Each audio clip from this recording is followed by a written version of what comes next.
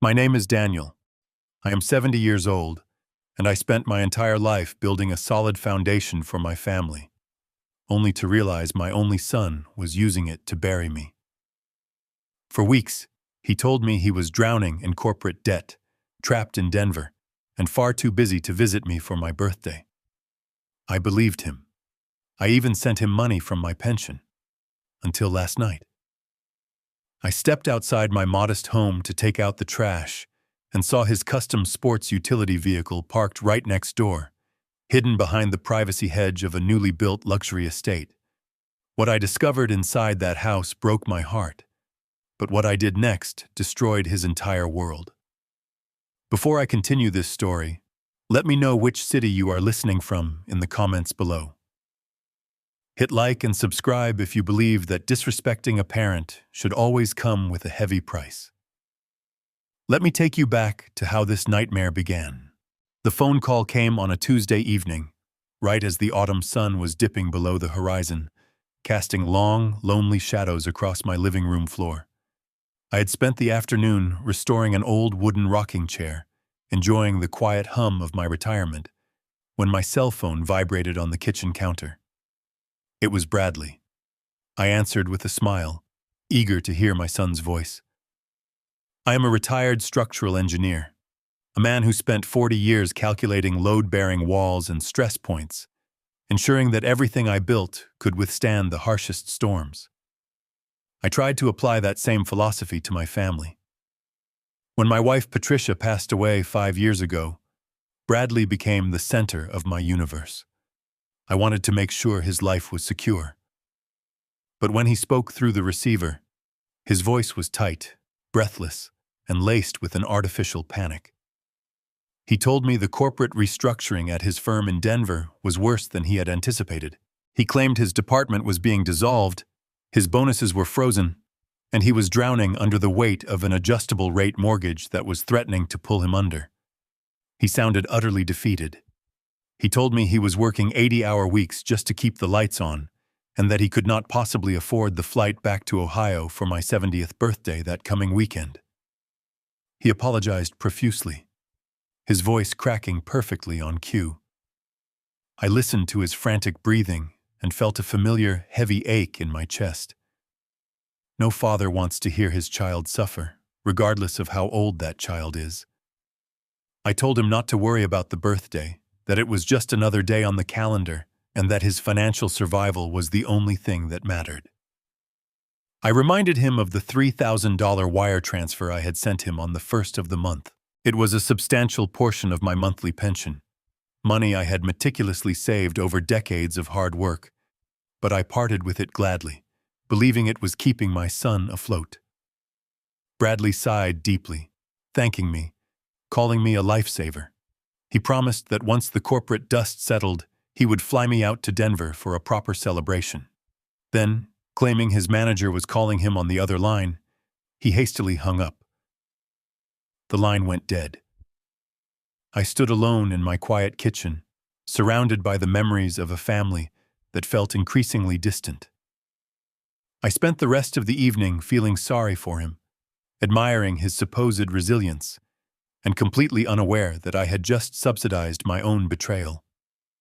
The air was unusually crisp the following evening. A sharp frost had settled over the neighborhood, crunching softly beneath my boots as I hauled the heavy plastic trash bins down my driveway to the curb. My joints ached, a quiet reminder of my 70 years, but my mind was sharp. I paused at the end of the driveway, pulling my wool coat tighter against the biting wind. To my immediate left sat the sprawling, newly constructed modern estate that had been the subject of local gossip for the past 6 months. The original, modest house that stood there had been demolished overnight, replaced by a massive structure of glass, steel, and dark stone. The property had been purchased by an anonymous limited liability company, and the new owners had immediately erected a towering 8-foot privacy hedge that entirely obscured the grounds from the street. I had never seen the neighbors. I had only heard the constant hum of landscaping crews and luxury delivery trucks. I stood by my trash bins looking at the dark silhouette of the hedge, when a sudden gust of wind violently parted the thick branches near the estate's wrought iron security gate. The motion caught my eye. The glow from a distant street lamp slipped through the gap in the foliage, illuminating a patch of the neighbor's hidden driveway. The light caught the sharp, polished angle of a vehicle. It was a custom, jet-black sports utility vehicle. I took a step closer, my breath pluming in the cold air. My eyes locked onto the rear bumper. There, completely unmistakable in the pale light, was a deep, jagged dent shaped exactly like a crescent moon. My stomach plummeted. I knew that dent. I had been sitting in the passenger seat 3 years ago when Bradley backed that exact vehicle into a concrete parking bollard outside a hardware store. I stared at the metal scar, my mind struggling to process the visual data. It was geographically impossible. Bradley was supposed to be 1,200 miles away in Colorado, trapped under a mountain of corporate debt. Yet, his customized vehicle was sitting silently in the shadows of the anonymous luxury estate right next door to my house. A cold, heavy dread began to pool in my stomach, replacing the crisp autumn air in my lungs. I did not pull out my phone to call him. I did not yell his name. Driven by a primal, terrifying need to understand the impossible, I left my trash bins on the curb and walked slowly across the frost-covered grass dividing our properties. I approached the dense privacy hedge, finding the small gap where the wind had parted the branches. I pushed my way through the sharp twigs, ignoring the scratches on my hands and coat, and stepped onto the manicured, heated stone driveway of the new estate. The house loomed before me, a fortress of modern architecture. The entire back wall consisted of floor-to-ceiling glass panels, radiating a warm, golden light into the dark autumn night. The muffled, elegant sounds of a live jazz quartet drifted through the glass, mingling with the low murmur of dozens of voices. I walked toward the light, staying in the shadows of the exterior landscaping. I pressed myself against a large stone pillar and peered into the expansive living room. It was a scene of absolute, unrestrained opulence. Waiters in crisp white shirts circulated with silver trays of champagne and hors d'oeuvres. Crystal chandeliers fractured the light over a crowd of people dressed in expensive evening wear. And standing in the absolute center of the room, holding a champagne flute and laughing with his head thrown back, was my son, Bradley. He was not wearing the wrinkled clothes of an overworked, stressed employee. He was wearing a tailored tuxedo. He looked healthy, vibrant, and incredibly wealthy. He was the host of this lavish party. He was the owner of this anonymous estate. I watched him clink glasses with a man I did not recognize. A wide, carefree smile plastered across his face. Every laugh I witnessed through that glass felt like a physical blow to my chest. The story of Denver, the corporate debt, the 80-hour work weeks, the inability to afford a plane ticket for my birthday. It was all a meticulously crafted fiction. He had fabricated a life of desperation to exploit my sympathy, extracting $3,000 from my retirement fund every single month to subsidize this extravagant, hidden lifestyle right under my nose. I watched him charm his guests, realizing that the son I thought I was protecting was nothing more than a parasite wearing my child's face. I stood frozen behind the stone pillar, the cold seeping through my boots, when the crowd inside parted slightly. A woman stepped into the warm glow of the chandelier, walking up behind Bradley and sliding her arms around his waist. It was Monica, my daughter-in-law. She looked breathtaking, wearing a sleek, emerald green evening gown that dragged elegantly across the polished hardwood floor. She smiled at Bradley, whispering something in his ear that made him laugh again. As she turned her head toward the light, my eyes were drawn to the base of her neck. A sudden, sharp pain flared behind my eyes, far more intense than the initial shock of seeing my son. Resting perfectly against her collarbone was a heavy, custom-cut diamond pendant suspended on a thick platinum chain. It was a one-of-a-kind piece I had commissioned for my wife, Patricia, on our 30th wedding anniversary. When Patricia passed away, that necklace was the only item of jewelry I had specifically asked Bradley to transport from the hospital to the safe in my home. He had arrived at my house crying, claiming the hospital staff must have misplaced it, or that it had fallen out of his bag in the parking lot. We had filed police reports. I had mourned the loss of that necklace as if I had lost a piece of Patricia all over again. Yet here it was, gleaming under the lights of a stolen mansion, worn as a casual accessory by a woman who had helped orchestrate the deception. Monica reached up, her fingers casually grazing the diamonds, and smiled. In that exact fraction of a second, the profound sorrow that had been crushing my chest completely evaporated. The tears that had threatened to fall simply dried up. The emotional, grieving father died standing in the frost, replaced entirely by the structural engineer. I saw them not as family, but as a compromised foundation, a fraudulent structure built on lies and theft. I did not bang on the glass. I did not confront them in front of their wealthy friends. I stepped back into the shadows, turned around, and walked silently back through the hedge to my own modest home. The time for empathy was over. It was time to pull the blueprints, find the load-bearing lies, and bring their entire world crashing down. I closed my front door with a quiet, deliberate click, locking the deadbolt against the freezing autumn night. The silence of my hallway was profound, standing in stark contrast to the thumping bass and clinking champagne glasses I had just witnessed through the trees. Most men in my position would have reached for the phone immediately.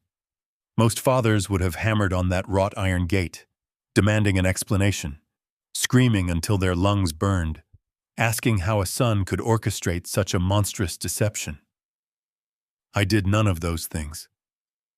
The engineer inside me had fully taken over. When a building shows signs of a catastrophic structural failure, you do not yell at the cracks in the foundation. You inspect the blueprints. You find the exact point of weakness before the roof caves in. I took off my wool coat, draped it meticulously over the hallway chair, and walked directly into my home office. I turned on the brass desk lamp, casting a sharp pool of light over my mahogany desk. Beside it stood a heavy, fireproof filing cabinet where I had maintained an unbroken chain of financial records for the last 40 years. I possess a mind built on order. Every utility bill, every bank statement, every medical receipt since Patricia passed away was categorized, color-coded, and filed by chronological quarter. I pulled my ring of keys from my pocket, unlocked the top drawer, and began pulling out the thick manila folders. I needed to know exactly how deep the rot went.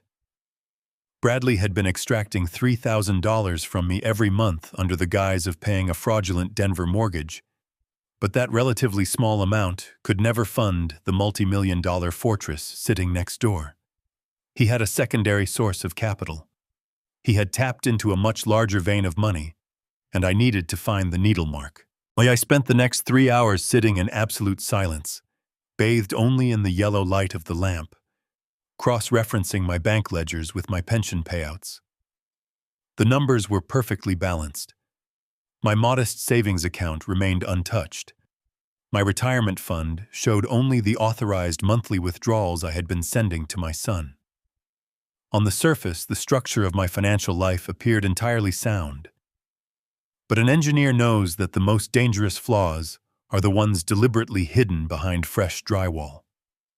I closed the banking folders and opened the heavy drawer containing my property documents. I owned my home outright. I had paid off the final mortgage installment over a decade ago. The only recurring obligation attached to this land was the biannual county property tax. I pulled the thick green folder labeled with my property address and opened it flat on the desk. I traced my finger down the neatly stacked papers, moving backward through time. I saw the receipt from the previous year. I saw the assessment notice from 2 years prior. Then, my finger stopped. The paper trail abruptly vanished. The most recent property tax statement, the one that should have arrived in my mailbox at the end of the summer, was entirely absent.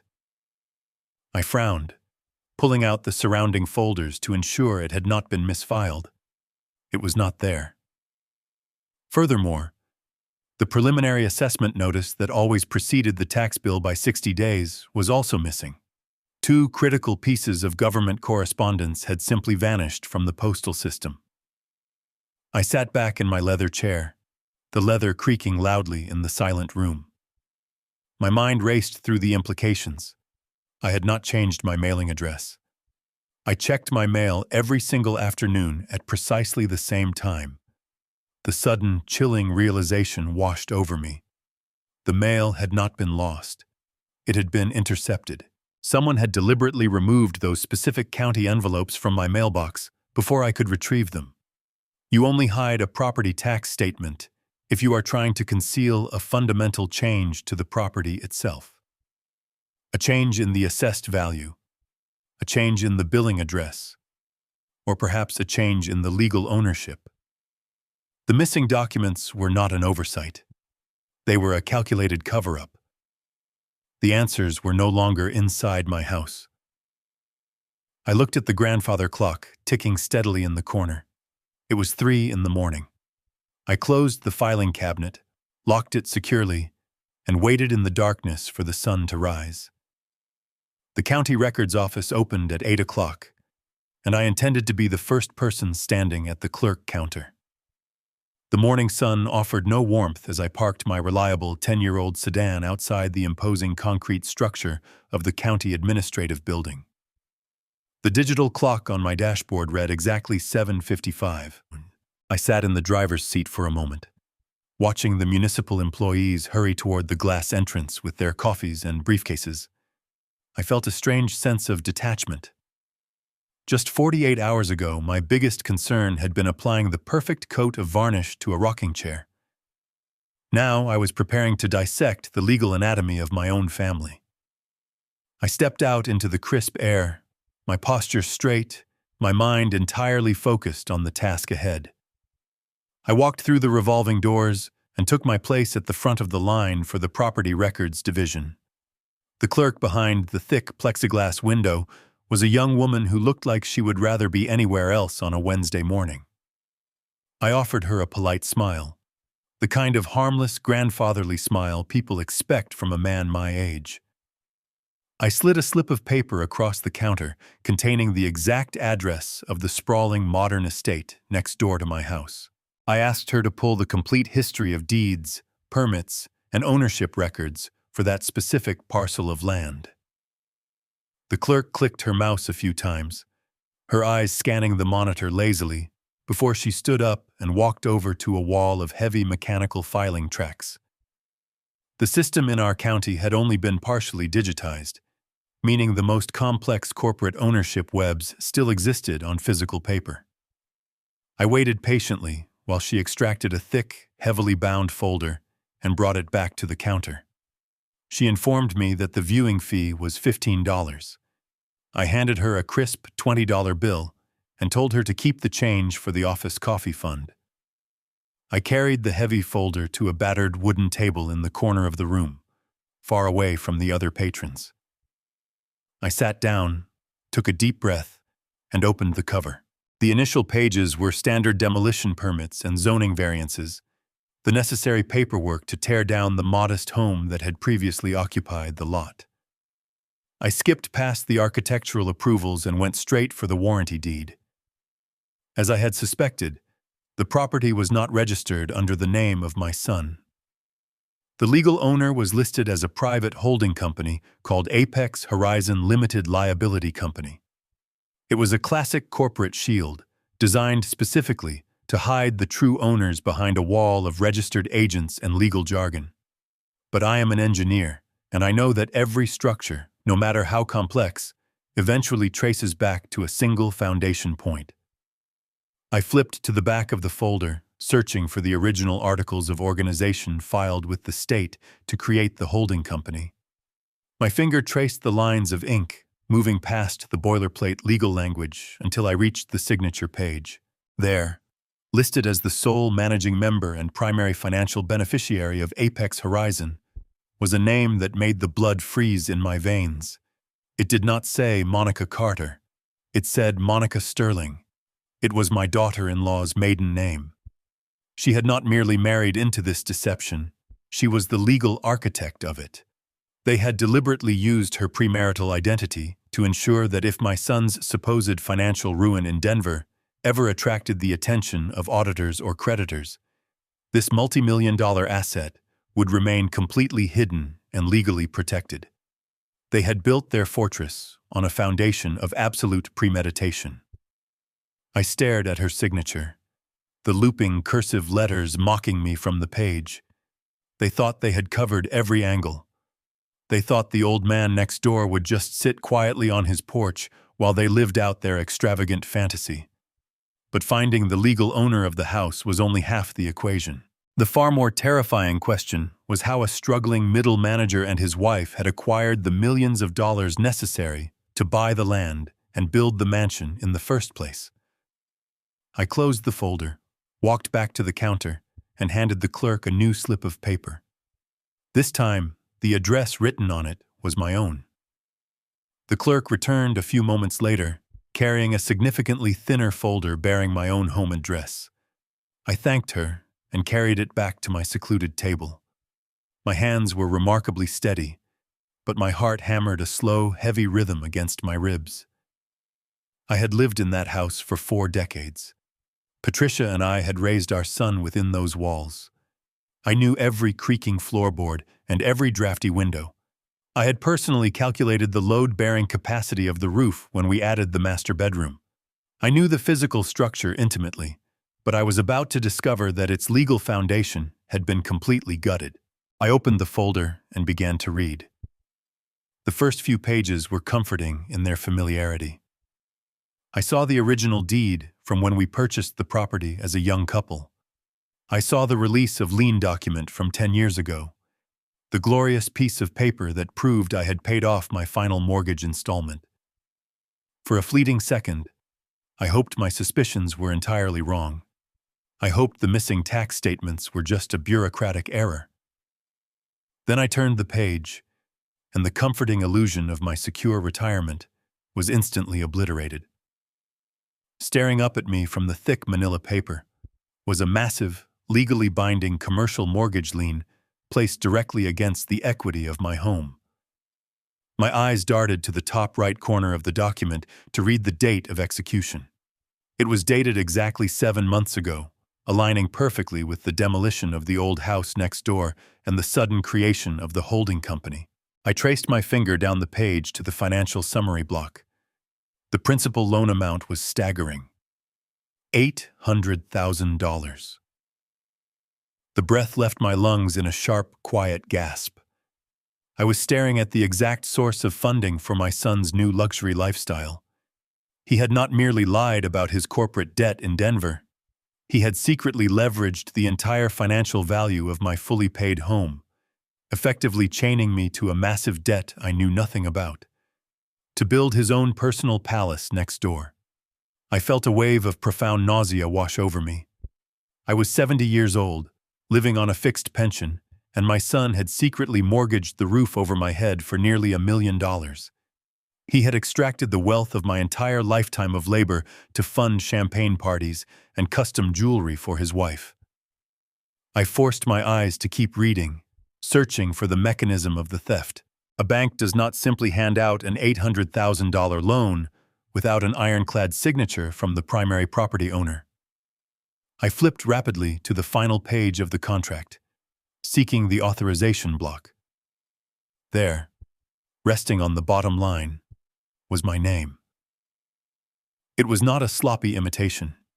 It was a flawless, masterful forgery of my exact signature. But beneath the forged ink was an attached legal addendum that made my blood run completely cold.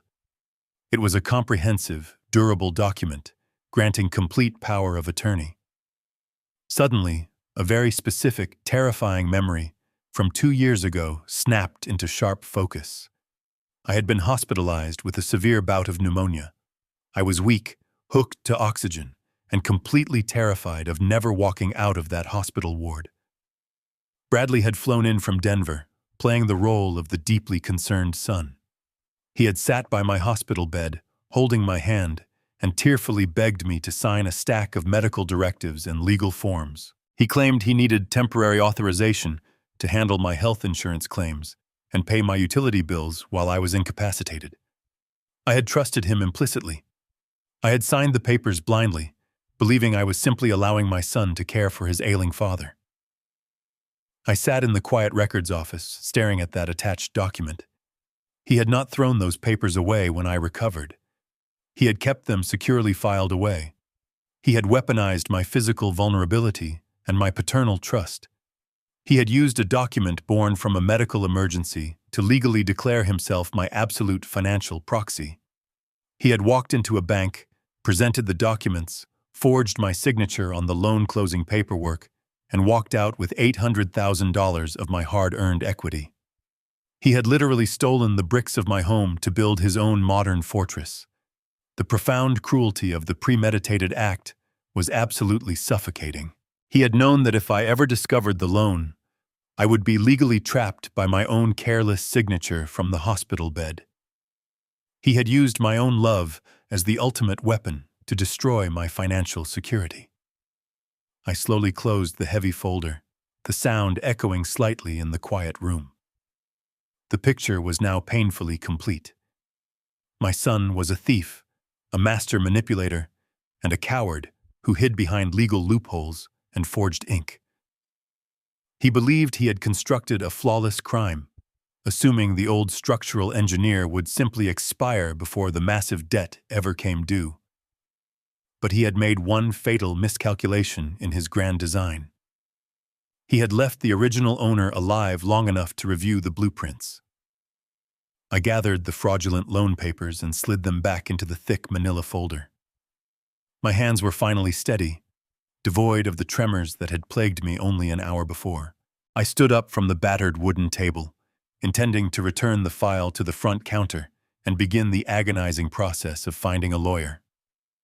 As I approached the plexiglass window, the young clerk held up a single, separate sheet of heavy yellow paper. She looked at me with an expression of profound, genuine pity.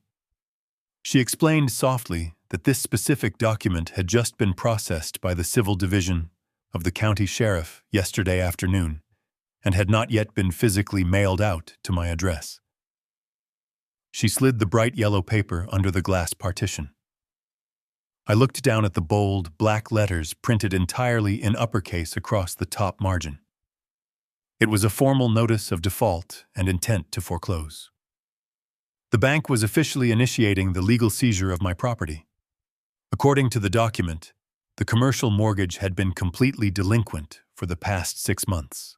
Not a single payment had been made to the lender since the initial $800,000 was distributed. The banking institution was giving the current resident, meaning me, exactly 30 days to vacate the premises before the county sheriff would arrive to enforce a physical, mandatory eviction.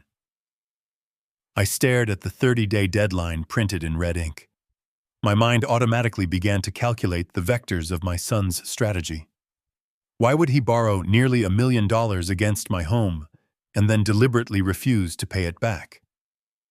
He had the money to service the loan. He was living in a custom mansion right next door. He was taking my $3,000 pension allowance every single month. He could easily afford to make the minimum payments and keep my house safe while he enjoyed his stolen wealth. Then the final horrifying piece of his architectural blueprint snapped perfectly into place. Bradley never intended to pay the mortgage. The default was not a financial oversight. It was a calculated, controlled demolition. If he simply tried to sell my house out from under me, I would fight him. I would demand answers and potentially expose his fraud. But if the bank foreclosed on the property due to unpaid debts, the bank would be the entity forcing me out. The sheriff would be the one changing my locks and putting my belongings on the curb. Bradley would get to stand safely on the sidelines and play the role of the sympathetic son, comforting his poor, evicted father while a nameless, faceless corporation did all of his dirty work. He would probably even offer to place me in some tiny, state-run nursing facility, claiming he could not afford to take me in because of his own fabricated corporate debt in Denver. But the cruelty went even deeper than a simple eviction. I looked at the topographical property map attached to the back of the yellow notice. My modest quarter-acre lot sat perfectly adjacent to his new luxury estate. His property was massive, but it lacked a secondary access road for the landscaping and catering trucks I had seen idling on the street the night before. If the bank seized my land, it would go up for public auction at a fraction of its actual market value. Bradley's anonymous holding company could easily swoop in, purchase my foreclosed land for pennies on the dollar in a cash sale, demolish my home, and pave over my 40 years of memories to build a convenient service driveway for his mansion. I was not just being robbed, I was being entirely erased to make room for his convenience. I folded the yellow foreclosure notice and placed it carefully into my breast pocket, right next to my beating heart. The clerk asked me in a quiet voice if I needed a glass of water, or if I wanted to use their phone to call a family member for help. I looked at her with a perfectly calm expression. I told her that I did not need water, and my family was the absolute last thing I needed to call. I thanked her for her diligence. I walked out of the county records office and stepped back into the freezing autumn sunlight. I had 30 days before the sheriff arrived at my door. 30 days was more than enough time for a structural engineer to rig a demolition of his own. I returned home from the county records office and sat in my living room. I needed time to formulate a strategy, but my enemies were already at the gates. I heard the unmistakable metallic scrape of a key turning in the front door lock. It was the old spare key I had given my son years ago for emergencies.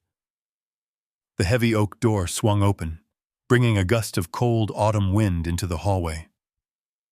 Bradley stepped over the threshold, dragging a small canvas duffel bag behind him to sell the illusion of a hasty flight from Colorado.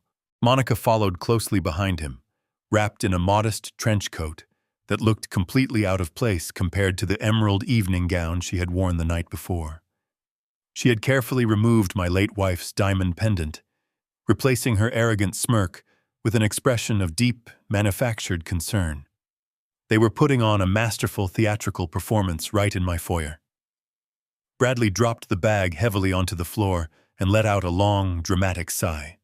He rubbed his eyes, attempting to look like a man crushed by corporate debt and cross-country travel.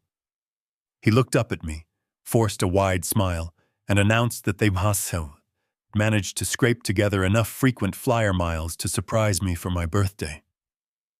He stepped forward and wrapped his arms around me in a tight embrace. The physical contact made my skin crawl. I could smell the faint scent of expensive cologne and rich catering food from the mansion next door, completely betraying his story of a cramped budget airline flight. I forced my muscles to relax. I hugged him back, patting his shoulder with the gentle, trembling hand of a frail old man.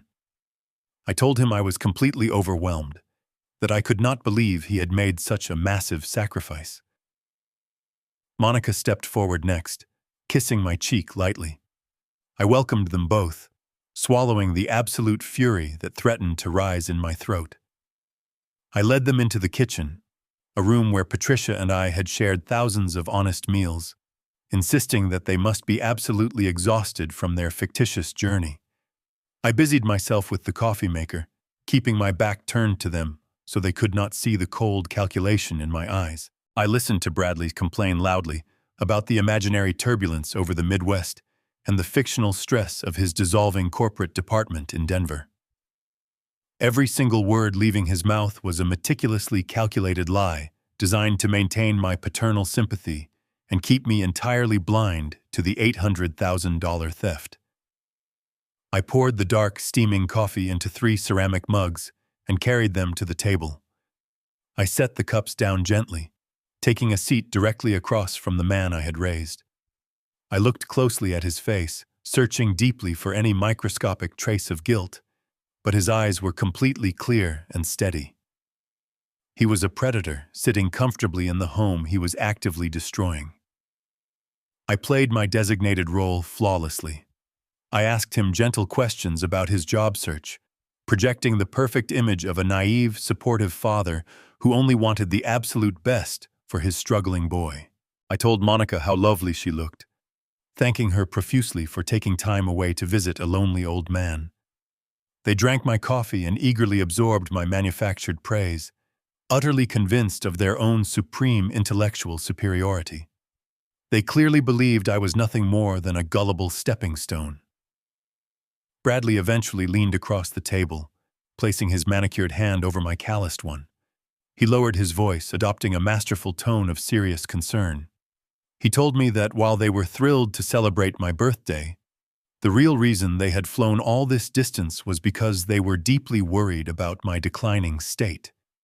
He claimed that my voice had sounded incredibly weak on the phone recently, and that my house was visibly starting to look far too difficult for me to maintain alone. I kept my expression perfectly neutral, projecting mild confusion mixed with gratitude. I assured him I was perfectly fine, just dealing with the normal aches and pains of turning 70. Monica gently interjected, reaching into her oversized leather handbag. She stated that they loved me too much to just ignore their worries. They had brought someone with them, someone who was waiting outside in their rental car. I knew there was no rental car. The vehicle waiting outside was undoubtedly driven straight over from the luxury driveway next door. I took a slow sip of my coffee, letting the bitter liquid scald my tongue to keep my mind sharply anchored to the present moment. I asked them kindly who they had brought to my home. Monica offered a tight, sympathetic smile that did not reach her cold eyes. She stood up from the kitchen table and walked toward the front door, announcing that they had brought a specialist to help evaluate my living situation. A moment later, she returned with a woman who introduced herself as Sarah. Sarah wore a crisp, dark blue blazer over a neat blouse and carried a thick, metallic clipboard. She possessed the practiced, soothing voice of a professional caregiver, but my eyes immediately caught the subtle inconsistencies. She wore no hospital identification badge. There was no medical insignia on her clothing. She looked less like a registered nurse and entirely like a hired corporate consultant. Bradley quickly jumped in to explain, his voice dripping with fabricated filial piety. He claimed Sarah was an independent geriatric care evaluator they had privately hired out of deep concern for my declining cognitive health. I sat quietly in my kitchen chair, gripping the warm ceramic of my coffee mug, as the true architecture of their plan revealed itself in absolute clarity. The forged commercial mortgage and the impending 30-day foreclosure were only the physical components of their theft. This woman was the legal enforcement mechanism. If they could successfully declare me mentally incompetent, the fraudulent power of attorney Bradley possessed would transition from a temporary medical proxy into an absolute permanent guardianship. A legal declaration of dementia or cognitive decline would strip me of my right to fight the bank or challenge the forged signatures. Worse, it would give Bradley the immediate legal authority to force me out of my own home and place me in a locked care facility under the guise of medical necessity. He would not even have to wait for the county sheriff to execute the 30-day eviction notice. He could simply pack my bags tomorrow, sell my furniture, and hand the empty house over to the bank without a single legal hurdle. They had brought a Trojan horse straight into my kitchen to steal my mind after they had already stolen my land. Sarah took a seat at my table, placing her heavy clipboard down with a deliberate thud. She folded her hands and looked at me with an infuriatingly condescending expression, speaking to me as if I were a confused toddler. She began the assessment with a series of insulting rudimentary questions designed to establish a baseline of mental frailty. She asked me to state my full name, the current year, and the name of the sitting president. She asked me to identify basic objects in the room and recall a sequence of 3 simple words she had spoken moments before.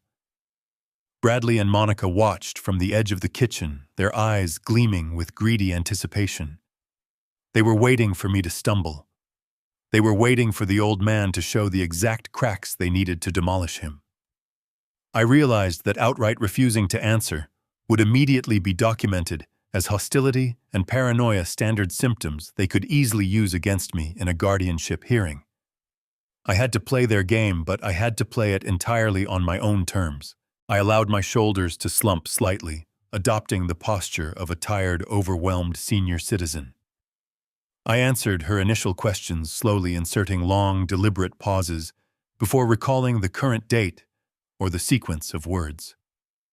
I watched Sarah aggressively scribbling notes on her clipboard, her pen moving with eager, sharp strokes.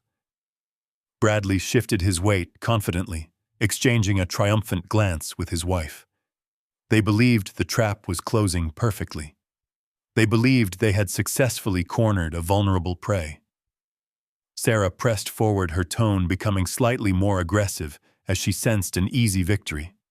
She asked me to describe my daily routine, specifically questioning my ability to manage my own finances and keep track of my household bills. She inquired if I ever felt confused by complex paperwork or if I had recently forgotten to pay any important property taxes. The sheer audacity of the question almost made me laugh. My own son had stolen my mail to hide an $800,000 forged mortgage, and now he was having a hired operative ask if I was too senile to remember my own debts. The question was a direct, calculated attack disguised as a medical inquiry. I looked directly into Sarah's eyes, allowing the facade of the confused old man to slip away just for a fraction of a second. I let the cold, calculating gaze of the structural engineer shine through. I kept my voice perfectly even, devoid of any anger or confusion.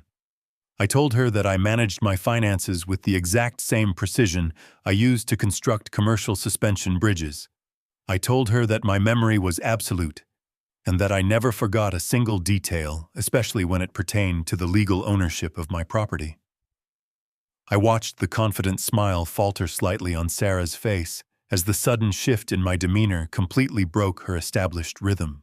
She glanced nervously at Bradley, realizing that the foundation of their assessment was suddenly resting on highly unstable ground. Sarah cleared her throat loudly, attempting to regain control of the room. She shifted her heavy clipboard and pulled out a blank sheet of white paper. She placed it on the table and handed me a pen, asking me to draw the face of a clock indicating the time was exactly 11:10. It was a standard cognitive assessment tool designed to check for spatial awareness and neurological decline. I picked up the pen and looked at the cheap plastic barrel.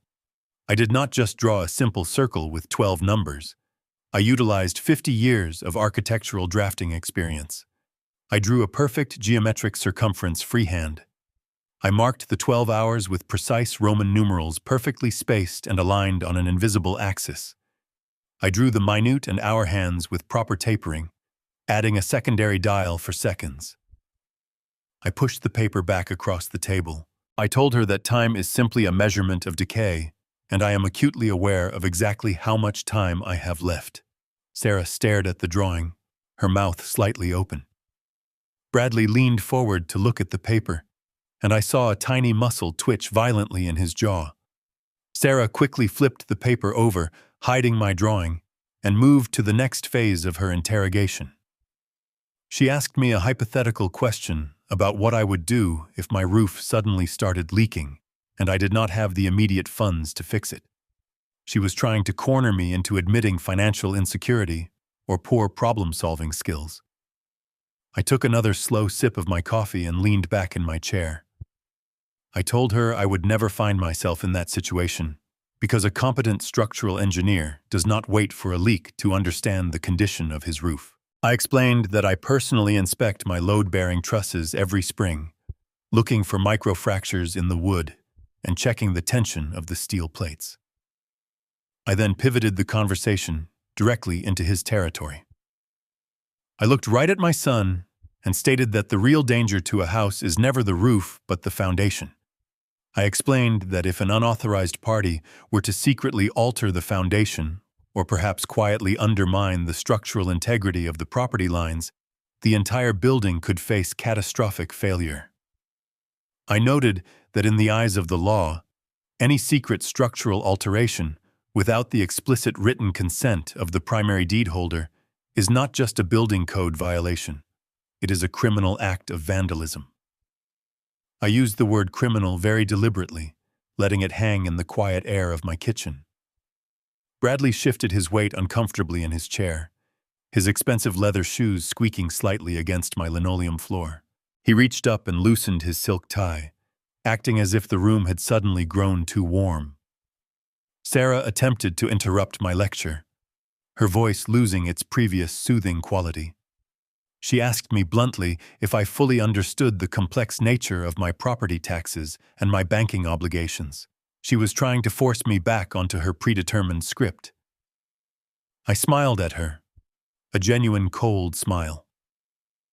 I told her that I not only understood my local county property taxes, but I was also intimately familiar with federal banking regulations, particularly those concerning commercial mortgage liens and the severe penalties for utilizing a falsified power of attorney to extract illicit funds. I stated that the federal penalty for bank fraud is 30 years in a federal penitentiary and a fine of up to $1 million. I recited the exact statute number from the Federal Criminal Code, a piece of information I had memorized during my long night of research. The silence in the kitchen became absolutely suffocating. Monica reached over and placed her hand tightly on Bradley's knee, her knuckles turning entirely white. Bradley was staring at me with wide, unblinking eyes. The confident, arrogant posture he had walked in with was completely gone, replaced by the rigid terror of a man who suddenly realizes he has walked into a minefield. He was desperately trying to calculate if my words were just the rambling coincidence of an old man or if I knew exactly what he had done. I did not give him the satisfaction of an answer. I simply asked if anyone wanted a refill on their coffee. Sarah nervously clicked her pen and closed her heavy clipboard. She looked at Bradley and gave a nearly imperceptible shake of her head. She knew she was completely defeated. She could never submit a legal report claiming I was mentally incompetent when I was sitting there reciting federal statutes and explaining structural load distribution with absolute perfect clarity. She stood up abruptly, smoothing her dark blue blazer, and announced that she had gathered all the necessary information she needed for her preliminary assessment. She claimed she had another appointment across town and needed to leave immediately. The Trojan horse had been successfully repelled, but I knew this was only the first skirmish. Sarah practically ran out of the kitchen, her professional demeanor entirely shattered by her inability to control the narrative. Bradley and Monica followed closely behind her, the arrogant wind completely knocked out of their sails. I walked slowly behind them, maintaining the posture of a gracious and accommodating host. We moved from the kitchen through the archway into my modestly furnished living room. The front door was only a few yards away, but the desperate panic radiating from my son was almost palpable in the air. He had brought his hired operative into my home expecting an easy victory, but he was leaving with a profound, terrifying uncertainty. As we approached the front hallway, Sarah suddenly stopped next to my floral-patterned sofa. She let out a small, exaggerated gasp and deliberately dropped her pen onto the woven carpet. It was a clumsy, theatrical distraction. She quickly bent down to retrieve it, but my eyes were trained by decades of structural drafting to notice microscopic deviations in movement. I watched her hand hovering over the floor. She did not immediately reach for the plastic pen. Instead, her left hand brushed against the lower fabric of the sofa cushion.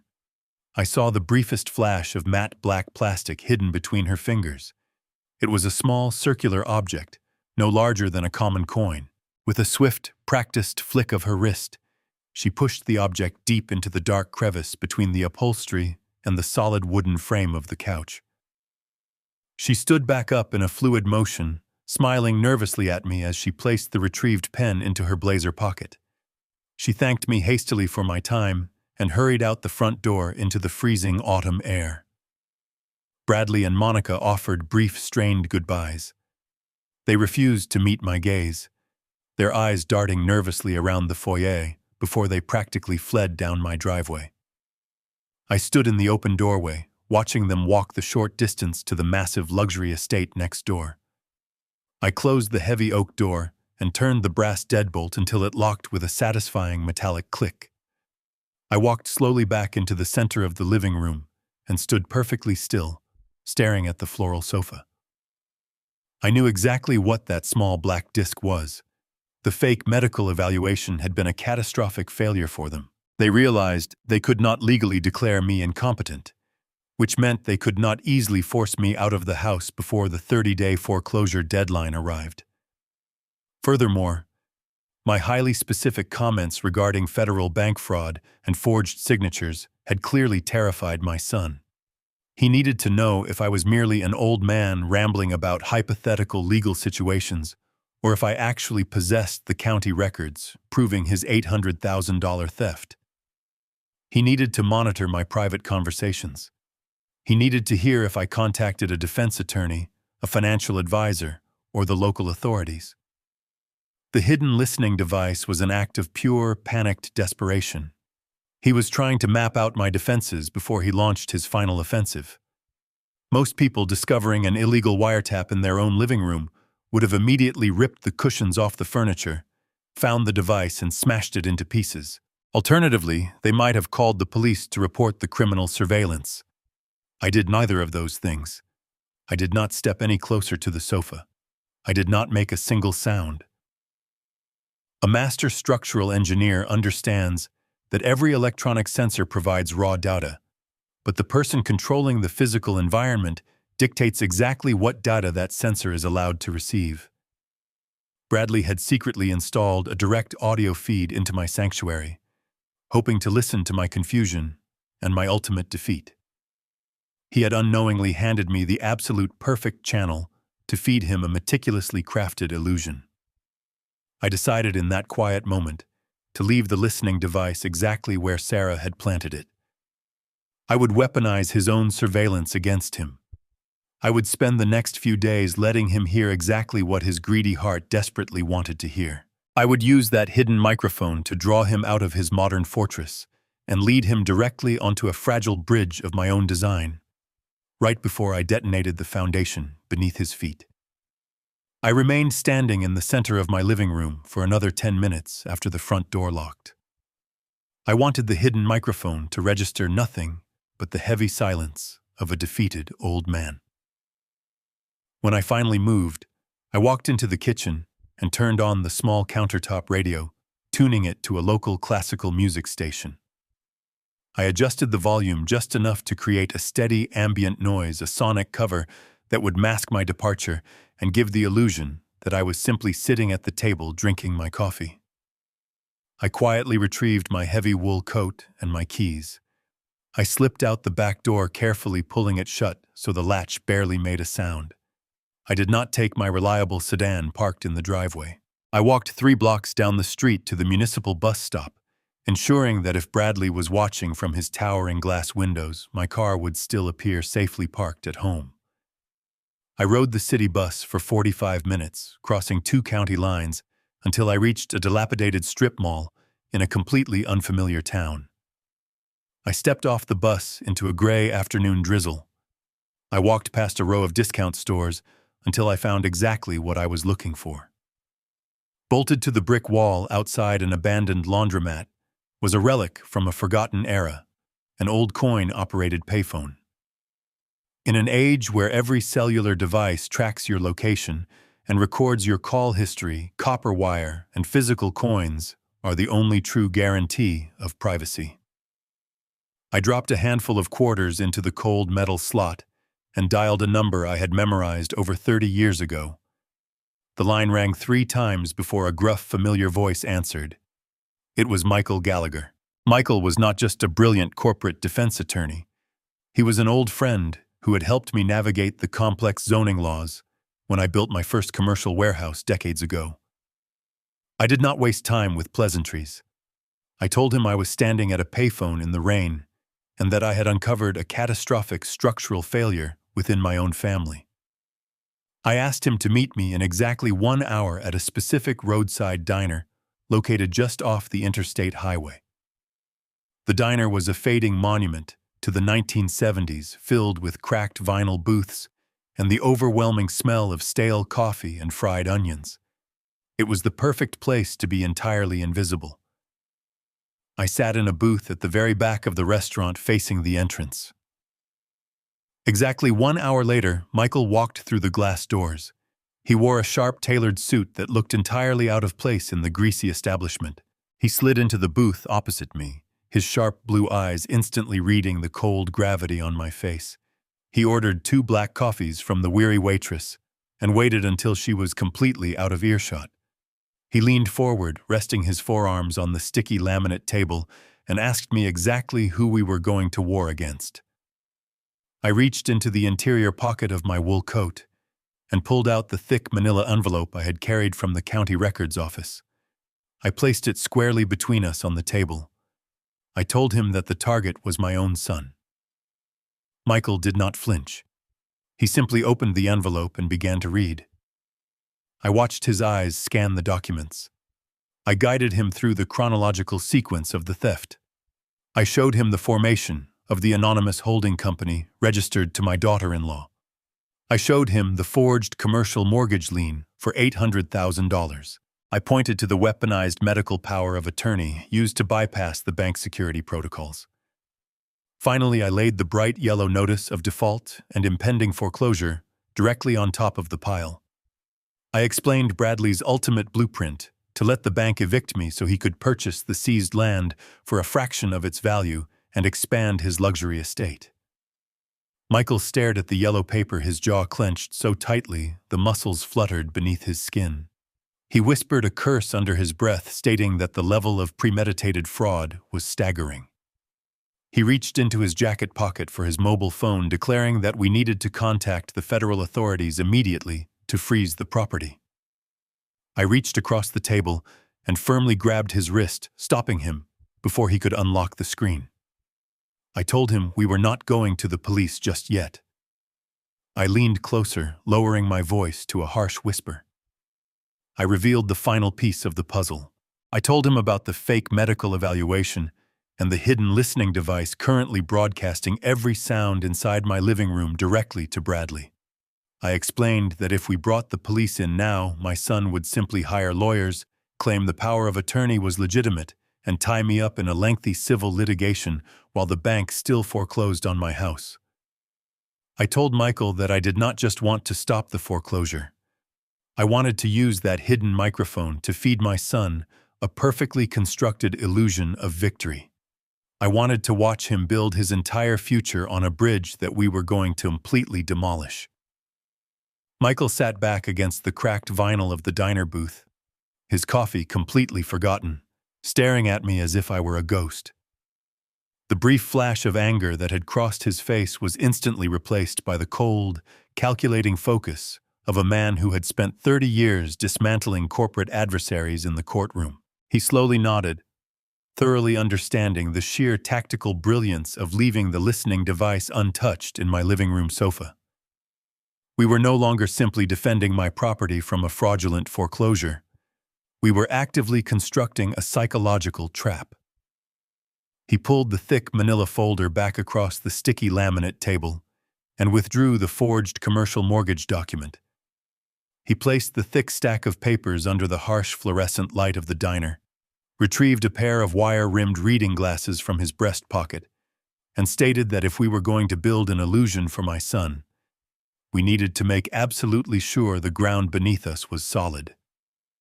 He began to read every single line of the banking contract, his finger tracing the dense paragraphs of legal definitions and liability clauses. I watched him work in silence, listening to the heavy rain drumming against the diner window. After several minutes, Michael suddenly stopped reading. His finger hovered over the property description block located on the second page of the mortgage agreement. He looked up at me, a strange, intense light dancing in his sharp blue eyes. He asked me if I remembered the specific estate planning meetings we had conducted right after my wife Patricia was diagnosed with her terminal illness. I felt a sudden, sharp ache in my chest at the mention of her name. I told him I remembered every detail. We had sat in his downtown office, terrified of the impending medical bills, and we had drawn up a very specific set of documents to ensure the family home would be protected no matter what happened to her or to me. Michael smiled, a slow, predatory smile that revealed the absolute mastery of his profession. He tapped his index finger hard against the forged mortgage paper. He stated that Bradley was a greedy amateur who only understood how to steal, but had absolutely no idea how to properly read a historical property title. Michael leaned across the table and lowered his voice, explaining the fatal structural flaw in my son's grand design. When Patricia passed away, her 50% ownership stake in our home did not simply transfer over to my personal name. We had deliberately placed her half of the estate into a highly protected legal entity known as an irrevocable family trust. I was listed as the primary residential beneficiary, but I was not the sole controlling authority. To prevent anyone from ever coercing an old, grieving widower into selling his home, we had mandated that any major financial alteration to the property required the signature of a designated independent co-trustee. I looked at Michael, the brilliant realization slowly beginning to dawn on me. Michael pointed a finger directly at his own chest. He was the legally appointed CO trustee. The title of my house was inextricably locked inside that trust, and it could never be mortgaged, sold, or leveraged without Michael Gallagher explicitly signing his name in wet ink right next to mine. The magnitude of Bradley's mistake was absolutely staggering. He had walked into the banking institution with his fraudulently obtained medical power of attorney, fully believing it granted him absolute control over my life and my assets. He had forged my signature on the loan documents, and the loan officer had eagerly approved the $800,000 transfer without conducting a proper, deep title search.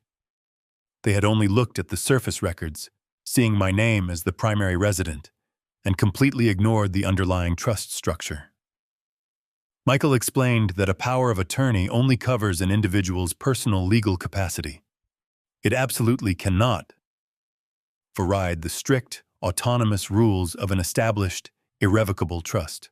Because Michael had never signed those closing documents, the bank had issued nearly $1 million based on an incomplete and legally invalid contract. I sat in the diner booth, the stale smell of fried onions entirely forgotten, absorbing the profound legal reality of the situation. Michael stated with absolute certainty that the mortgage was not simply a fraudulent document. In the strict eyes of the law, it was entirely void from the exact moment it was printed. It possessed zero legal standing. The bank had absolutely no valid claim to my property. The 30-day foreclosure notice currently resting in my breast pocket was nothing more than a worthless piece of yellow paper. They could not evict me. They could not seize my land. My son had stolen $800,000 from a banking institution, built a massive luxury mansion right next door, and secured the entire massive debt against a phantom asset. He had built his grand castle on a foundation of completely empty air. I looked out the diner window at the gray afternoon rain, feeling a profound sense of vindication wash over me. Patricia was still protecting me, 5 years after her death. The legal shield we had built together in our darkest hour was now the exact weapon that would destroy the son who had betrayed us both. Michael folded his hands on the table, his lawyerly mind already rapidly constructing the next phase of our counterattack. He warned me that while the house was completely safe, the bank would eventually realize their catastrophic administrative error. When they discovered they had issued an unsecured $1 million loan, they would ruthlessly go after the anonymous holding company. They would go after the mansion next door, and they would demand their money back immediately. Bradley was completely exposed, sitting in a glass house waiting for a storm he did not even know was coming. All we had to do was guide him directly into the center of the hurricane. We left the diner and drove separately to Michael Law Firm downtown. The rain had intensified, but my mind was clearer than it had been in years. We bypassed the reception area and went straight to his private conference room. Michael immediately locked the heavy door and instructed his paralegal to hold all incoming calls. The first step in our counteroffensive was to build a financial firewall. My house was protected by the irrevocable trust, but my liquid assets were still sitting in standard checking and savings accounts.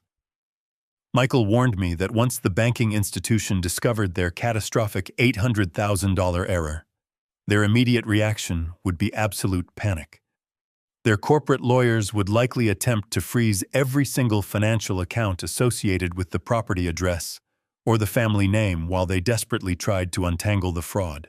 I could not afford to have my pension or my life savings caught in their indiscriminate crossfire. I needed my capital completely mobile and entirely invisible. Michael opened his laptop and began typing with furious precision. We were not just playing defense, we were constructing a financial fortress. Within 2 hours, he had legally established a brand new private corporate entity. We named it Ironclad Holdings. It was a completely anonymous, limited liability company registered in a different state utilizing Michael Law Firm as the sole registered agent. My name would not appear on any public registry connected to the new corporation. Michael then drafted a silent emergency legal injunction. This was a highly classified court order submitted directly to a judge under seal.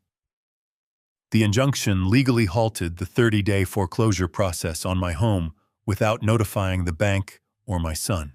It froze the legal battlefield, exactly as it was preventing the county sheriff from ever receiving the eviction orders while leaving Bradley entirely convinced that his plan was proceeding flawlessly.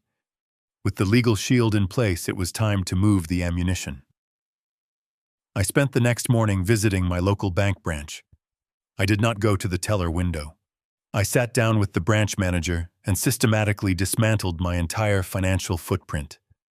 I closed my personal savings account, withdrawing the sum total of my 40 years of disciplined financial planning. I redirected my monthly engineering pension away from my standard checking account and routed it directly into the newly established corporate accounts of Ironclad Holdings. I moved every single dollar I possessed behind the impenetrable legal wall Michael had built. By the time I walked out of the bank lobby, my personal accounts were entirely empty. On paper, I was a completely broke, defenseless old man living in a house destined for foreclosure. In reality, I was the sole proprietor of a fully funded, highly weaponized corporate ghost. I returned to Michael's office that afternoon to finalize the transfer documents.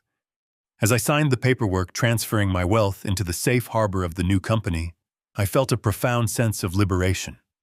I was no longer the victim of a calculated family betrayal. I was the architect of their impending destruction. Michael handed me a freshly printed dossier. He had used his private investigators to look into the specific banking branch that had approved the fraudulent loan. I opened the file and stared at the photograph of the senior loan officer who had authorized the $800,000 transfer. His name was Gregory. Michael had cross-referenced his background and discovered a terrifying connection. Gregory was not just a careless bank employee. He had attended the exact same university as my son. They had been fraternity brothers. The entire picture finally crystallized into a singular, horrifying reality. This was not a simple case of a desperate son making a terrible mistake. This was a highly coordinated, premeditated conspiracy.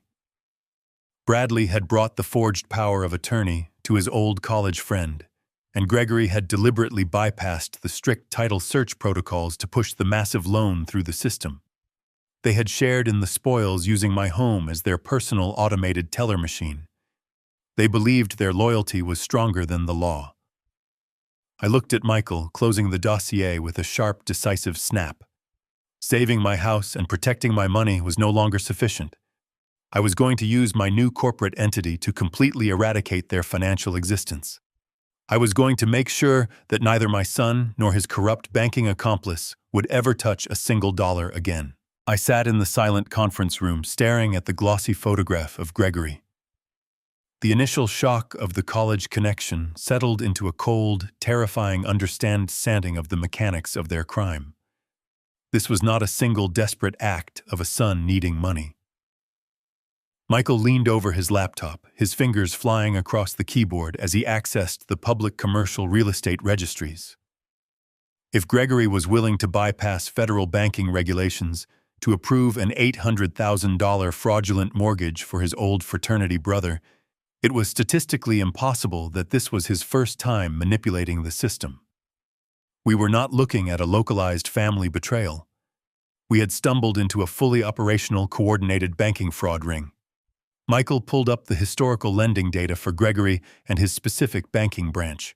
He filtered the approved commercial loans over the past 5 years, cross-referencing the borrower names with the corporate registration data of my son and his anonymous holding company. The results populated on the glowing screen in a long, damning list. There were 3 other properties in neighboring counties, all modest homes owned by elderly residents, all suddenly burdened with massive, unexplainable commercial liens authorized exclusively by Gregory. In every single case, the loans eventually defaulted, the banks foreclosed, and a shell company connected to my son swooped in to purchase the seized land at public auction for pennies on the dollar. They were systematic predators hunting the vulnerable and using their institutional power to steal generational wealth. My own home was simply their latest target. They had refined their criminal process to an absolute science. Bradley would identify an isolated elderly victim, often leveraging his own social connections, or falsifying legal relationships through medical power of attorney documents. Then Gregory would utilize his authority as a senior loan officer to push the fraudulent paperwork past the internal bank auditors, hiding the theft in plain sight. They were laundering stolen equity through luxury real estate development. The sheer magnitude of their arrogance was breathtaking. I looked at the legal injunction Michael had just drafted to save my house. It suddenly felt entirely inadequate. Protecting my own property was no longer the primary objective. If I simply stopped my own foreclosure, they would just move on to their next elderly victim. The structural engineer inside me knew that you do not simply patch a single crack in a corrupt foundation. You wire the entire building with explosives and bring the whole rotten structure down to the ground. I instructed Michael to keep the emergency injunction completely hidden. We would not serve it to the bank. We would not alert the federal authorities just yet. We needed to gather absolute, undeniable proof of their active conspiracy, a confession so airtight that no expensive corporate defense lawyer could ever unravel it. I realized the hidden listening device Bradley had planted in my living room sofa was no longer just a tool for defensive deception. It was the perfect bait. I told Michael that we were going to feed them the exact narrative they required to feel completely invincible. We were going to make them believe their fraud was perfectly successful, drawing both Bradley and Gregory together into a single enclosed space where they could not escape their own arrogance. I walked out of the law firm and stepped back into the freezing rain, my mind perfectly focused on the performance of a lifetime. The time for silent investigation was officially over. It was time to return to my bugged living room and start talking.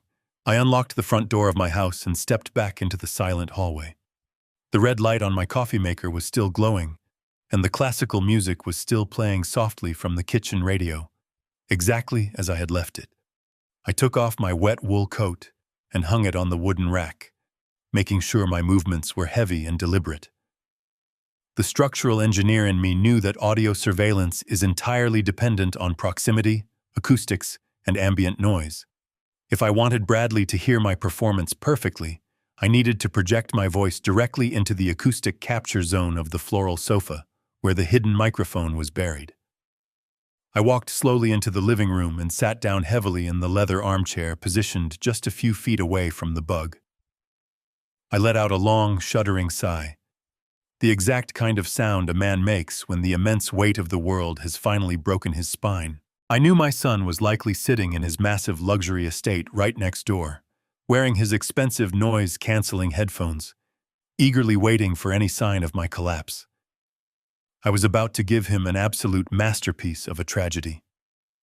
I pulled my cellular phone from my pocket and dialed the automated menu of my local pharmacy. As the recorded voice listed the prescription refill options, I began to speak over it, pretending I was talking to a live pharmacist on the other end. I pitched my voice slightly higher, introducing a subtle, panicked tremor that I had painfully observed in Patricia during her final months. I asked the imaginary pharmacist if there was any possible way I had missed taking my heart medication for the past 3 days. I stammered loudly, claiming that my days were suddenly bleeding together and that I kept finding myself standing in the kitchen, completely unable to remember what I was looking for or what day of the week it was. I apologized profusely to the automated voice, stating that my memory was slipping so rapidly it was genuinely terrifying me to be alone in the house. I hung up the phone and let the heavy silence hang in the room for a few long moments, allowing the simulated fear to marinate in the ears of the listener next door. I then stood up and began to pace the wooden floorboards, deliberately shuffling my feet to sound unsteady. I muttered out loud, talking to the empty room, asking Patricia what I was supposed to do without her. I pulled the bright yellow foreclosure notice from my pocket and rattled the heavy, stiff paper right near the sofa cushions. I read portions of it aloud, my voice cracking and breaking, sounding completely overwhelmed by the dense legal terminology. I cried out that I did not understand how I owed the bank $800,000, weeping that I was just a retired engineer and that the numbers simply did not make any sense to my tired brain anymore. I dropped the paper onto the coffee table, letting it slap loudly against the polished wood. I sank back into the armchair and buried my face in my hands, letting out a single dry sob. The psychological trap was now perfectly set. Bradley possessed immediate audio evidence of my rapid cognitive decline and my absolute terror regarding the impending foreclosure. He undoubtedly believed the fake medical evaluation had actually triggered a genuine mental breakdown. He believed his fraudulent power of attorney was now completely untouchable because I was practically admitting my own legal incompetence to the empty room. His greed would entirely blind him to any potential deception. But I needed to deliver the final, fatal blow to his caution. I needed him to rush over with his own relinquishment paperwork to claim his prize before he had time to think critically about the banking situation or consult his conspirator, Gregory. I picked up my phone one last time and dialed the direct office line of my attorney, Michael Gallagher. We had meticulously planned this exact telephone call during our meeting at the diner. I knew Michael would not answer the phone. He was intentionally letting it go straight to his secured voicemail system. The automated beep echoed sharply in the quiet living room. I took a deep, shaky breath and began speaking into the receiver, making sure I was angled perfectly toward the hidden microphone. I said his name, my voice sounding incredibly frail, exhausted, and utterly defeated. I told Michael that I had received a terrifying yellow paper from the bank about a massive foreclosure, but my mind was simply too foggy to understand what it meant or how to fight it. I told him I was incredibly tired, that my chest hurt constantly from the stress, and that I simply did not have the physical or mental strength to battle a massive banking institution in a courtroom. I said that Bradley had visited me earlier and that my son was absolutely right about my deteriorating condition.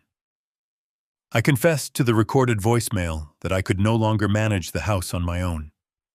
I explicitly stated that I was giving up the fight. I told Michael I was going to call Bradley in the morning and agree to sign whatever medical surrender forms he thought were necessary, and that I would willingly move into the assisted living facility he had recommended. I specifically instructed my lawyer not to intervene, stating that I just wanted the entire nightmare to be over peacefully. I ended the call and tossed the phone onto the cushion. I leaned back and smiled a cold, silent smile.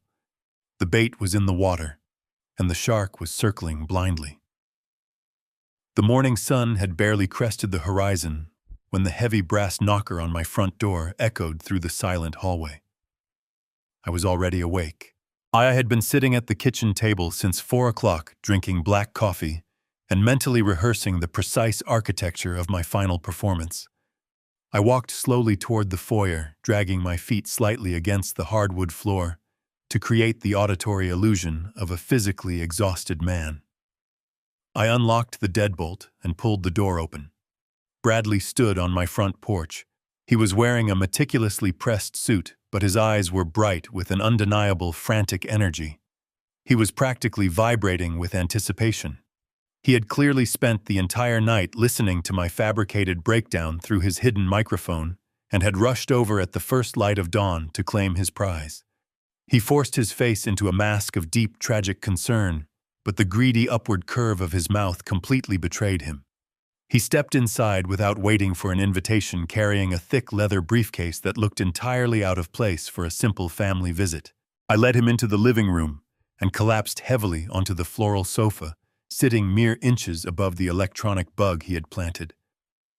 I let my hands tremble visibly as I rubbed my tired eyes. Bradley sat down in the leather armchair, leaning forward like a predator cornering a wounded animal. He adopted a soft, patronizing tone, telling me that he had received my frantic voicemail and that he was incredibly proud of me for making such a brave and difficult decision. He claimed he had stayed up all night researching the absolute best assisted living facilities in the state, ensuring that I would be comfortable and properly cared for in my declining years. He spoke about luxury dining halls and round-the-clock nursing staff painting a beautiful picture of a peaceful retirement. But I knew the facility he had actually selected was a state-funded warehouse designed to keep me heavily medicated and completely silent while he enjoyed my stolen wealth. I nodded weakly, keeping my gaze fixed on the floor, playing the role of the broken father who had finally surrendered to the ravages of time and financial ruin. Bradley unlatched his leather briefcase with a sharp metallic click. He reached inside and pulled out a thick stack of legal documents printed on heavy, crisp paper. He placed them carefully on the polished mahogany coffee table directly in front of me. He pulled a silver pen from his breast pocket and laid it precisely next to the signature line. He explained that the facility required immediate medical admission forms to secure my room. He then seamlessly pivoted to the subject of the yellow foreclosure notice I had cried about the night before. His voice dropped to a conspiratorial whisper. He told me that he had consulted with a brilliant corporate attorney in Denver regarding my catastrophic bank debt. He fed me a masterful lie, claiming that the only way to protect me from federal bankruptcy and aggressive collection agencies was to immediately sever my legal connection to the property. He stated that if I signed these specific documents, I would officially transfer the deed of the house to his private holding company. He promised that he would personally take on the burden of dealing with the bank, the lawyers, and the county sheriff. He swore he would handle the entire terrifying mess so I could just relax and focus on my health. I looked down at the stack of papers. The top sheet was indeed a generic medical admission form, but the thick, heavy pages resting immediately underneath were absolute poison. They were absolute quitclaim deeds and voluntary property relinquishment contracts. If a genuinely confused elderly man signed those pages, he would instantly forfeit every single legal right to his own home, handing absolute ownership directly to his abuser. I stared at the documents, feeling a profound, chilling disgust for the man sitting across from me. He was trying to steal the house a second time. The forged mortgage had given him the money, but these signed relinquishment forms would give him the actual physical land before the bank even realized their own error. He was attempting to close the final loop of his criminal blueprint. I slowly reached out with my trembling hand and touched the edge of the crisp white paper. I looked up at Bradley. His eyes were completely locked onto my fingers. Small beads of sweat had formed on his forehead despite the cool morning air inside the room. His breathing was shallow and rapid. He was a man standing inches away from $1 million finish line, completely unaware that he was actually standing on a trapdoor. I told him that I was so incredibly grateful for his help. I told him that I did not know how I could possibly survive this nightmare without my only son stepping in to save me. Bradley smiled a wide, genuine smile of absolute pure greed. He gently pushed the silver pen closer to my hand, telling me that everything was going to be perfectly fine as soon as I signed my name. He had taken the bait completely. Now it was time to set the hook. I looked down at the heavy silver pen Bradley had placed on the polished mahogany coffee table. It was an expensive writing instrument, undoubtedly purchased with the very funds he had stolen from my home equity. He tapped his finger impatiently against the leather briefcase, encouraging me to pick it up and sign away my life. I let my hand hover over the silver barrel for a moment, before slowly pulling it back. I let out a soft, self-deprecating chuckle and reached into the breast pocket of my worn flannel shirt. I told him that I appreciated the gesture, but I was an old, stubborn engineer who was incredibly superstitious about his tools. I explained that I had used the exact same brand of drafting pen for 40 years to sign every major contract and approve every structural blueprint of my entire career.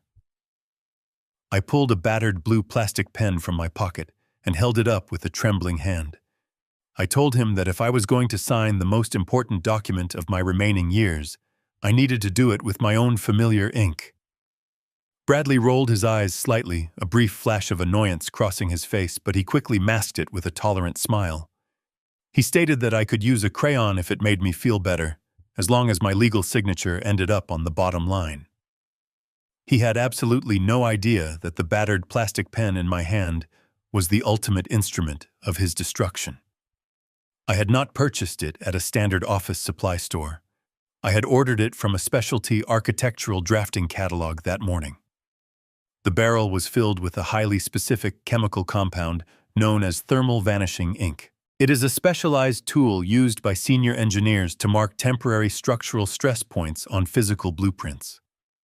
When the liquid is applied to paper, it appears as a rich, dark blue, exactly like standard ballpoint ink.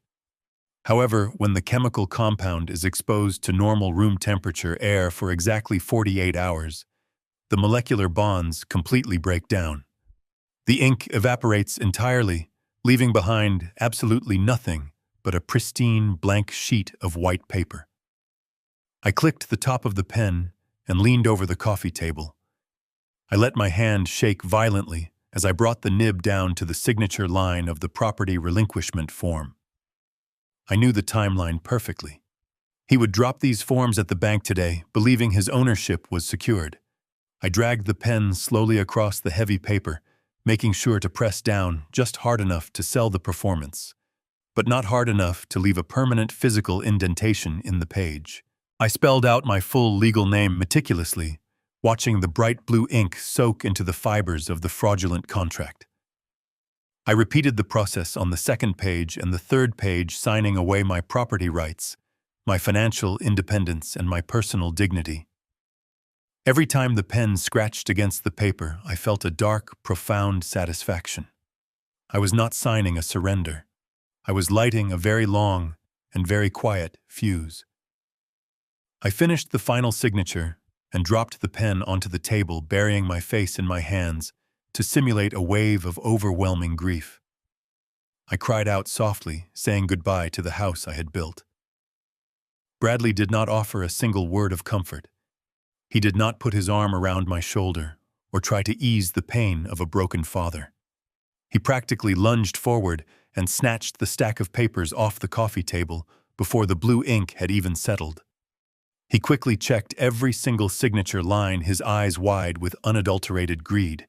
He tapped the papers against the mahogany table to align them perfectly and shoved them back into his leather briefcase, snapping the brass locks shut with a loud resounding click. He stood up immediately, smoothing the wrinkles from his tailored suit, his posture radiating the absolute arrogance of a man who believes he has just executed the perfect crime. He looked down at me, his voice dripping with fake sympathy, and told me that I had done the absolute right thing. He promised to take the documents straight to his lawyers and the bank to ensure the foreclosure was halted and the property was securely transferred into his protective custody. He then walked toward the front hallway, but paused near the archway, turning back to look at me. His confidence had made him incredibly generous in his own twisted mind. He stated that since I was going to be moving into the assisted living facility by the end of the weekend, we needed to have a proper family celebration. He invited me to come over to his new house next door on Friday evening for a lavish farewell dinner. He claimed Monica was planning a spectacular menu and that it would be the perfect way to close this difficult chapter of my life. The sheer, terrifying audacity of the invitation was almost beautiful. He wanted to sit in his stolen mansion and force me to celebrate my own eviction. I looked up at him, forcing a weak, grateful smile onto my face. I told him that I would be absolutely honored to attend.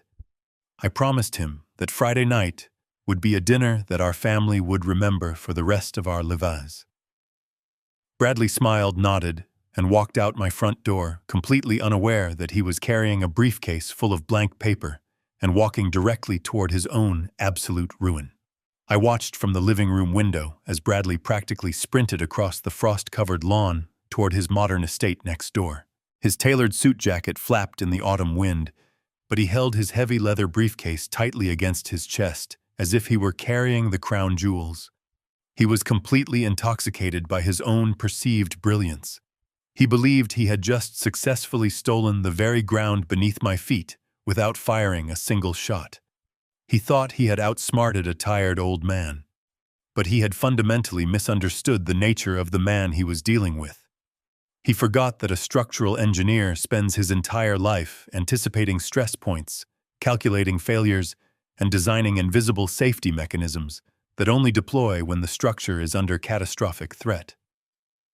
The battered blue plastic pen I had used to sign his fraudulent property relinquishment forms was my ultimate safety mechanism. I had kept the exact scientific nature of the ink a closely guarded secret during his visit. In the highly specialized world of advanced architectural drafting, engineers occasionally need to mark temporary structural load adjustments on physical blueprints without permanently ruining the expensive drafting paper. Chemical manufacturers developed a highly specialized thermal vanishing ink for this exact purpose. The liquid flows from the pen barrel as a rich, dark blue compound, perfectly mimicking standard commercial ballpoint ink.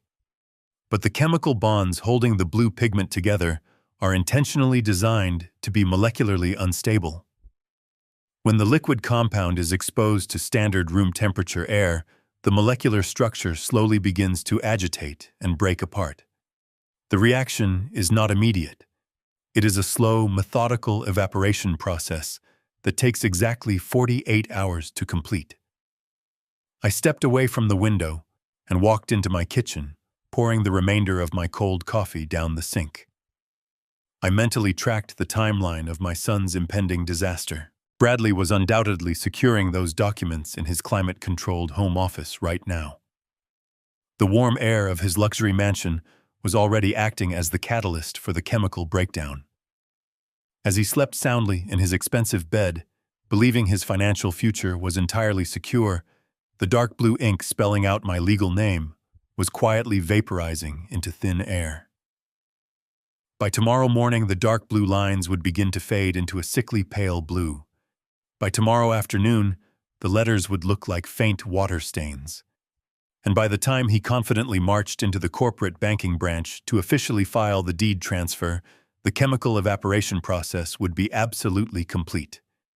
I could picture the exact sequence of events playing out in the bank lobby. Bradley would stride past the security guards, radiating the supreme arrogance of a wealthy real estate developer.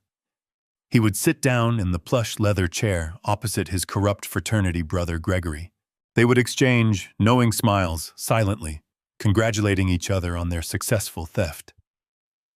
Bradley would unlatch his heavy leather briefcase with a loud, triumphant click. He would reach inside to produce the ultimate proof of my defeat. But when he placed those heavy, crisp pages onto the polished glass desk, he would not see my legal signature granting him ownership of my home. He would not see a single drop of ink. He would be staring at a stack of completely blank white paper. He would flip frantically through the pages, his breathing turning shallow and rapid as his mind struggled to comprehend the impossible reality. He would realize in that terrifying, sterile banking office that he possessed absolutely no legal claim to my property. He had no documents to stop the impending foreclosure he had initiated.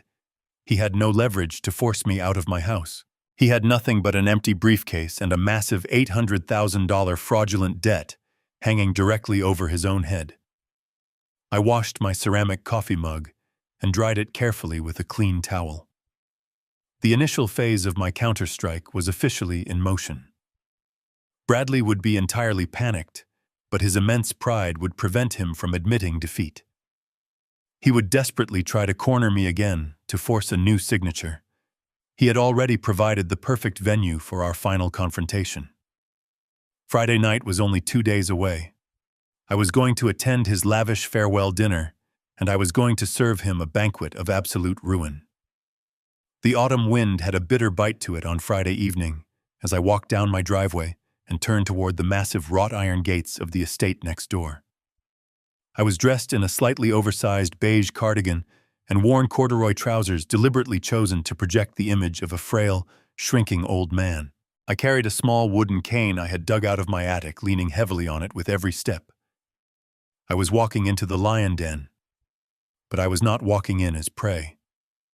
I was the architect of the cage they were currently locking themselves inside. I pressed the illuminated buzzer on the stone pillar, and the heavy metal gates swung open with a silent mechanical hum. I slowly made my way up the heated stone driveway, taking in the sheer scale of the modern fortress my son had built, using the stolen equity of my life. Bradley opened the massive frosted glass front door before I could even reach for the handle. He wore a tailored charcoal blazer and a wide, blindingly white smile. He reached out and gripped my shoulders, pulling me into a firm, patronizing embrace. He smelled of expensive bourbon and victory. He loudly proclaimed how wonderful it was that I could make it, guiding me into the grand foyer, as if I were a confused patient wandering a hospital wing. The interior of the mansion was breathtakingly opulent. Radiant floor heating warmed my feet through my thin shoes. Custom abstract artwork hung on pristine white walls. A massive crystal chandelier dominated the vaulted ceiling, casting fractured light over a sprawling, open-concept dining room. Every single expensive detail I saw was a direct physical manifestation of the $800,000 federal bank fraud he had committed. He led me into the dining area where the long mahogany table was set with fine china and polished silver. Monica was standing near a marble kitchen island, pouring sparkling water into crystal glasses. She turned around with a practiced, welcoming smile that completely vanished from her eyes the second she looked at me. She was wearing a stunning black evening dress, but my gaze instantly locked onto her collarbone. Resting perfectly against her skin was my late wife Patricia custom-cut diamond pendant.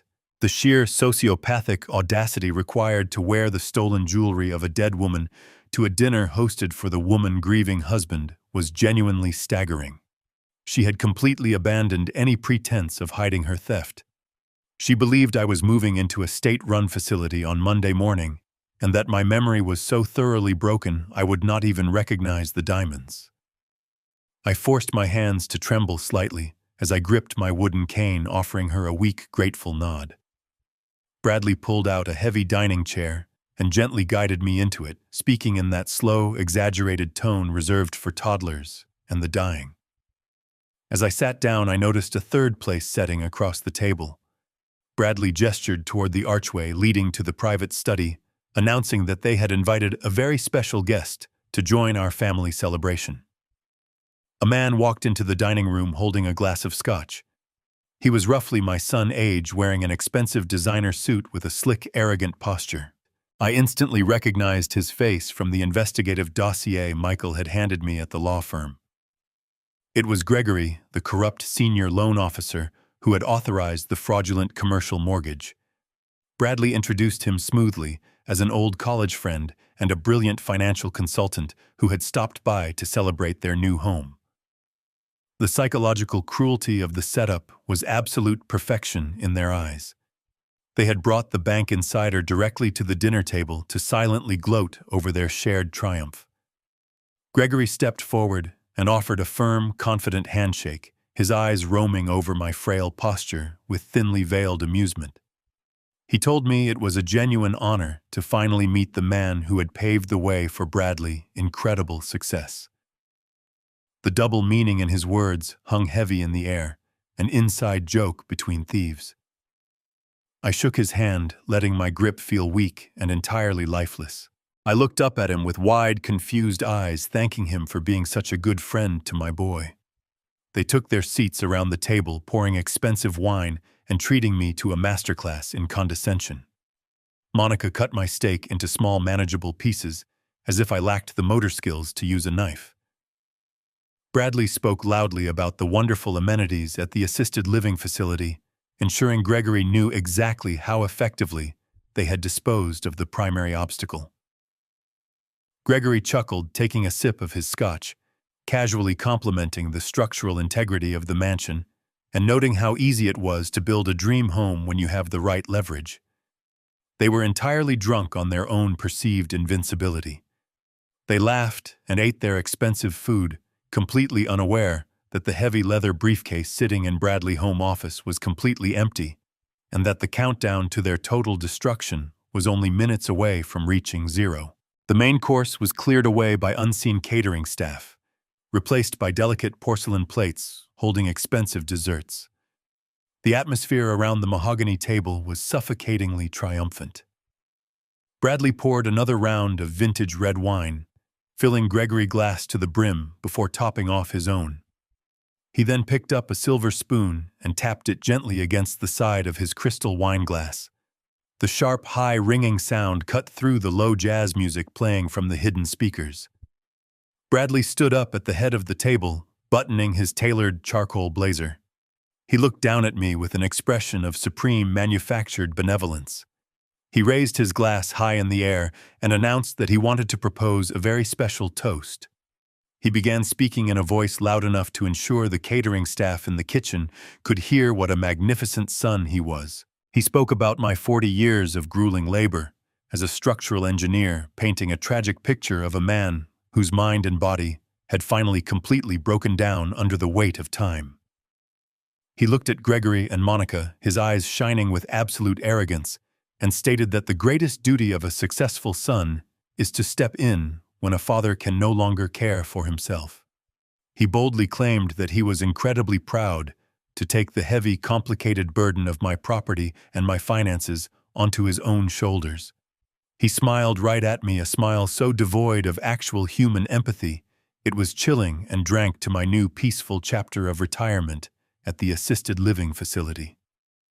Monica and Gregory raised their glasses in unison, echoing his empty words, drinking the expensive wine purchased with my stolen equity.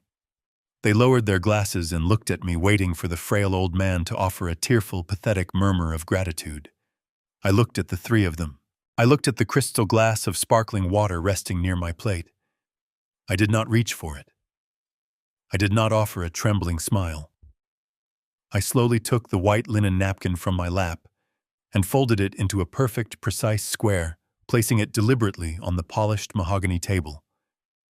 I reached down and grasped the handle of the wooden cane I had used to limp into the dining room. I lifted the cane and casually tossed it onto the floor. The heavy wood clattered loudly against the hardwood, a sharp, violent sound that made Monica physically flinch in her seat. I placed my hands flat on the edge of the heavy dining table and pushed my chair back. I stood up. I did not struggle. I did not use the table for balance. I straightened my spine, rolling my shoulders back until I stood at my absolute full height. The manufactured tremor in my hands completely vanished. The slumped, defeated posture of the confused senior citizen evaporated into the warm air of the dining room. I looked directly down the length of the table at my son.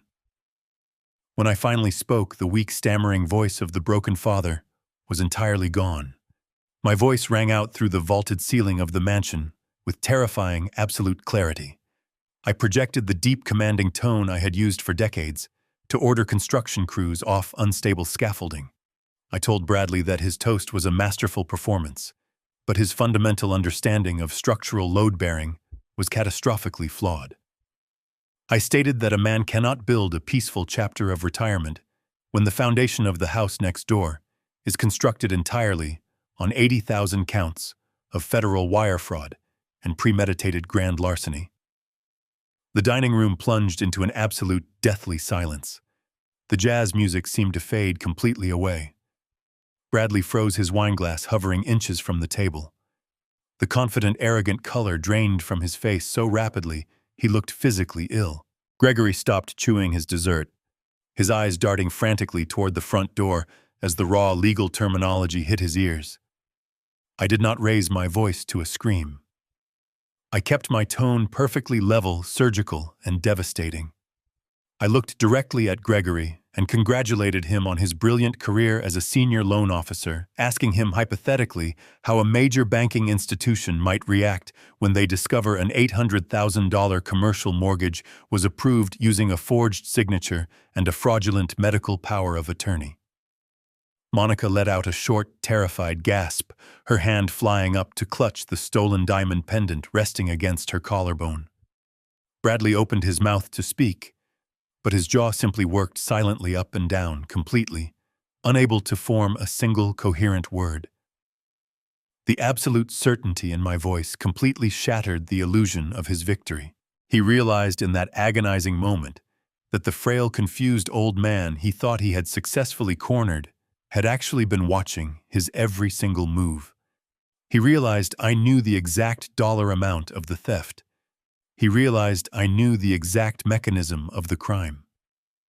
I stood at the end of his extravagant dining table, completely commanding the room, watching the sheer terror finally take root in the eyes of the predators. The psychological trap had violently slammed shut, and they were finally beginning to understand that they were the ones trapped inside. The heavy silence following my revelation stretched until it felt like the air inside the room was running out. Gregory was the first to physically react, pushing his chair back, the legs scraping harshly against the hardwood floor. He understood the catastrophic weight of federal terminology and was already looking for an exit. Bradley remained completely frozen, unable to process the total collapse of his meticulously constructed reality. Before anyone could attempt to offer a frantic excuse, a sharp, demanding sound shattered the quiet tension. The front doorbell of the mansion rang continuously, indicating the people waiting outside had absolutely no intention of leaving. Bradley flinched, looking at me with a face entirely pale, pleading silently for an explanation. I remained standing at the end of the table, my posture rigid and unyielding. I calmly instructed my son to answer his front door because his architectural inspection had officially arrived. Bradley stumbled out of his chair, moving as if he were walking underwater. He disappeared into the hallway, and I heard the heavy frosted glass door open. There were no warm greetings. I heard the unmistakable tone of absolute legal authority. Heavy footsteps echoed on the heated stone tiles of the foyer, moving with deliberate, synchronized purpose. Bradley backed slowly into the dining room, his hands raised slightly in a defensive posture. Following closely behind him was my attorney, Michael Gallagher, wearing a sharp, tailored suit, his expression completely devoid of mercy. He was not walking into a dinner party, he was walking onto a battlefield. Flanking Michael were two large men wearing dark windbreakers with the bright yellow letters of a federal investigative agency printed clearly across their backs. The sheer presence of federal authority instantly sucked the remaining oxygen out of the room. Monica let out a soft, terrified whimper, pressing her hands flat against the mahogany table to steady herself. Michael did not look at Bradley or Monica. His eyes swept across the room and locked immediately onto Gregory. The corrupt loan officer had backed himself into the corner near the kitchen island, his expensive scotch forgotten on the counter. Michael walked directly to the center of the dining table, past the expensive desserts and the crystal wine glasses. He carried a massive, thick black binder under his left arm, representing the physical culmination of our silent investigation.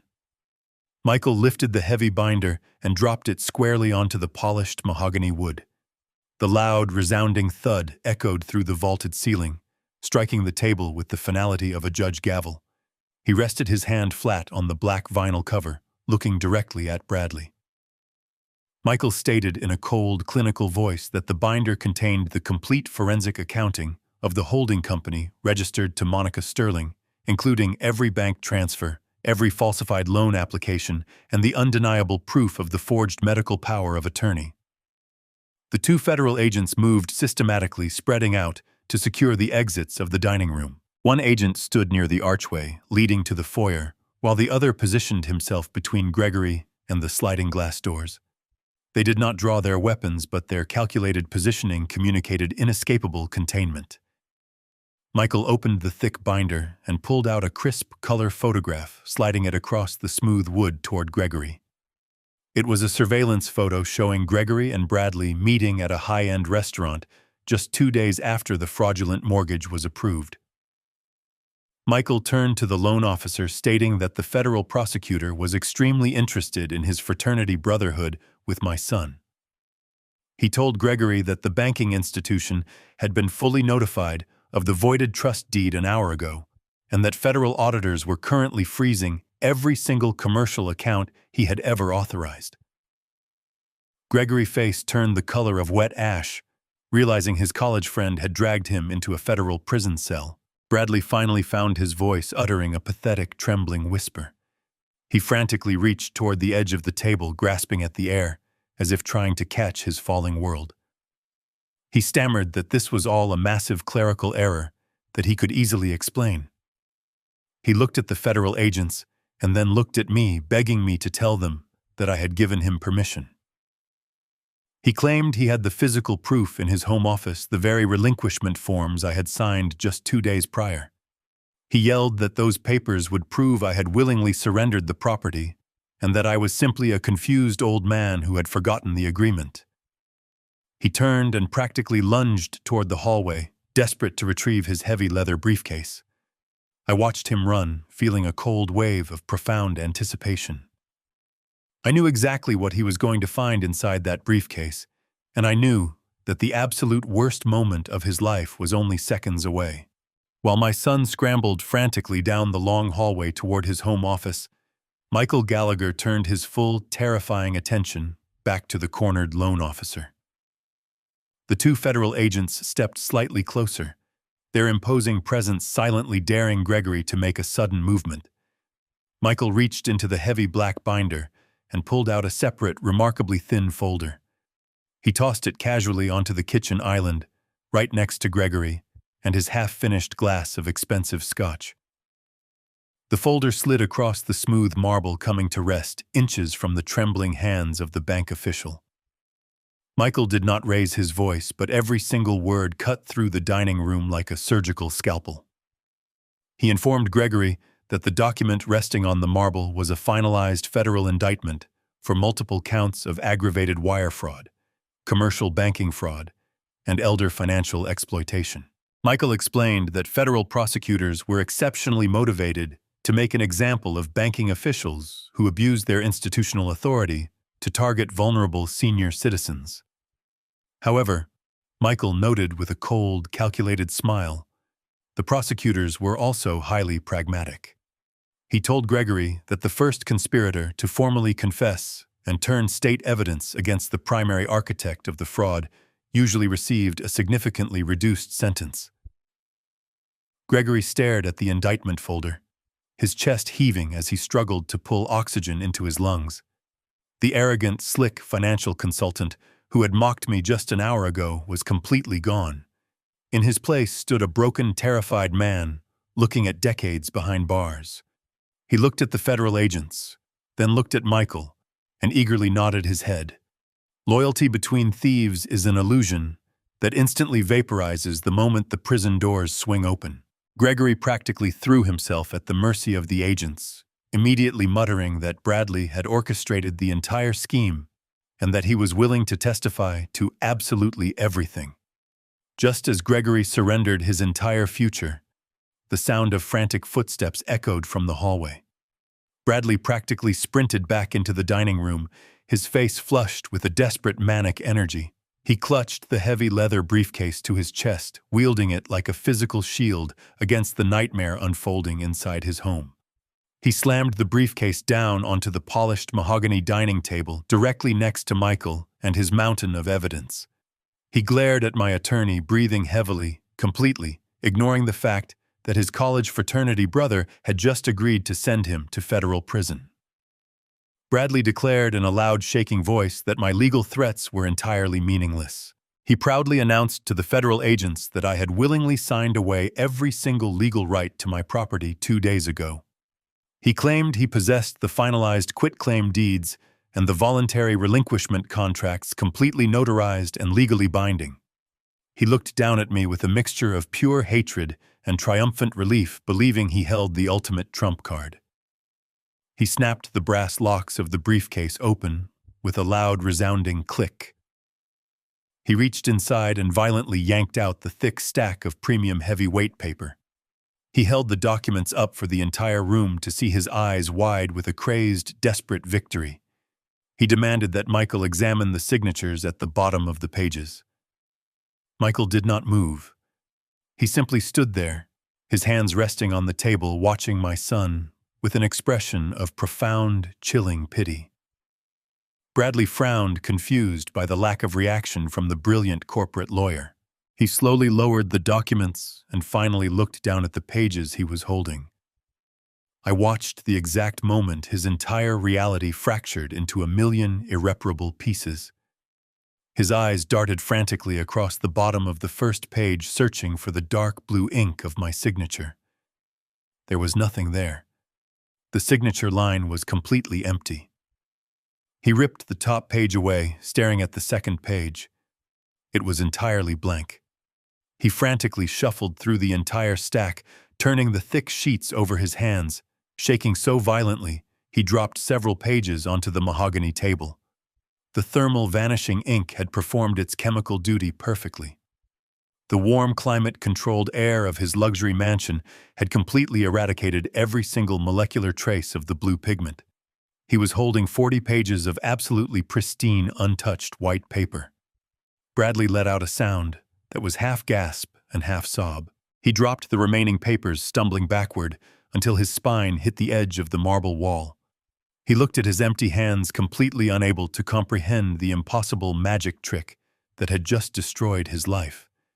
He looked at me, his eyes wide with a raw, primal terror, finally realizing the sheer depth of the trap I had built for him. I stood at the end of the table, perfectly calm, feeling the absolute weight of justice settling into the room. I told him that an engineer never signs off on a faulty foundation, and he had just built his entire castle on nothing but air. But the punishment for his betrayal was not quite finished. I turned to Monica, who was silently weeping near the kitchen island, and prepared to execute the final phase of my silent adjustment. I turned away from my son, who was still staring at the blank sheets of paper scattered across the mahogany table. My gaze shifted to the marble kitchen island, where Monica was standing completely paralyzed. Her face was entirely devoid of the condescending smirk she had worn since the day I met her. She was breathing rapidly, her chest rising and falling in shallow, terrified gasps. I looked directly at her collarbone, where the custom-cut diamond pendant rested against her pale skin. I did not raise my voice, but I spoke with an absolute authority that commanded immediate compliance. I told her to take off my wife's necklace right now. Monica hesitated for a fraction of a second, her hands trembling violently as she reached up to the delicate platinum clasp. She fumbled with the tiny mechanism, her expensive manicured nails slipping uselessly against the cold metal. I took a slow, deliberate step toward her, telling her that she had absolutely no right to wear the legacy of a woman who actually understood the meaning of loyalty and sacrifice. She finally managed to unhook the clasp, and the heavy diamond pendant fell heavily into her shaking palm. I held out my hand, refusing to break eye contact. She placed the jewelry into my palm, dropping her gaze to the floor. I closed my fingers around the cool diamonds, feeling a profound sense of restoration wash over my tired soul. I slid the necklace safely into my breast pocket, right next to my beating heart, reclaiming the final piece of Patricia that they had tried to steal from my life. I turned my attention back to the center of the room, addressing both my son and his wife. I told them that the federal investigators standing by the doors were not just here to process the confession of a corrupt loan officer. I explained that the moment Michael submitted the undeniable evidence of the voided trust deed, the banking institution initiated an immediate catastrophic containment protocol. I looked directly at Monica and told her that Apex Horizon Limited Liability Company The anonymous corporate shield she had so proudly registered under her maiden name was completely legally dead. I explained that a federal judge had signed an emergency order exactly 2 hours ago, freezing every single financial account tied to that corporate entity. Their premium credit cards, their private checking accounts, and any hidden financial reserves were all completely locked down by the federal government. I watched the last remaining color completely drain from Monica's face as she realized her luxurious lifestyle had just evaporated into thin air.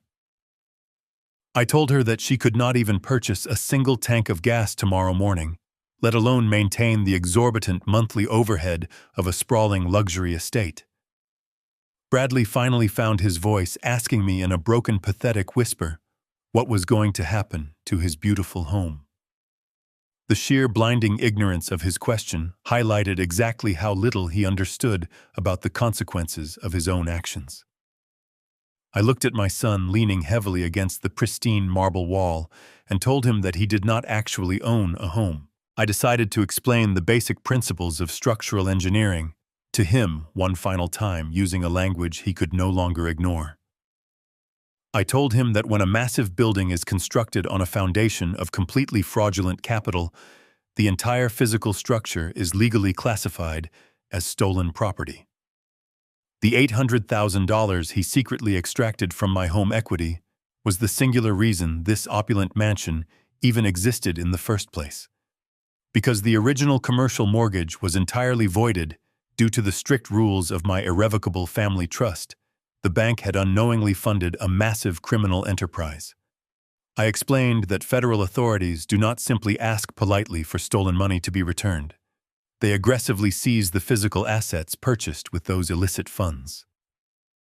I gestured broadly around the lavish dining room, pointing to the expensive crystal chandelier, the custom abstract artwork, and the polished mahogany table.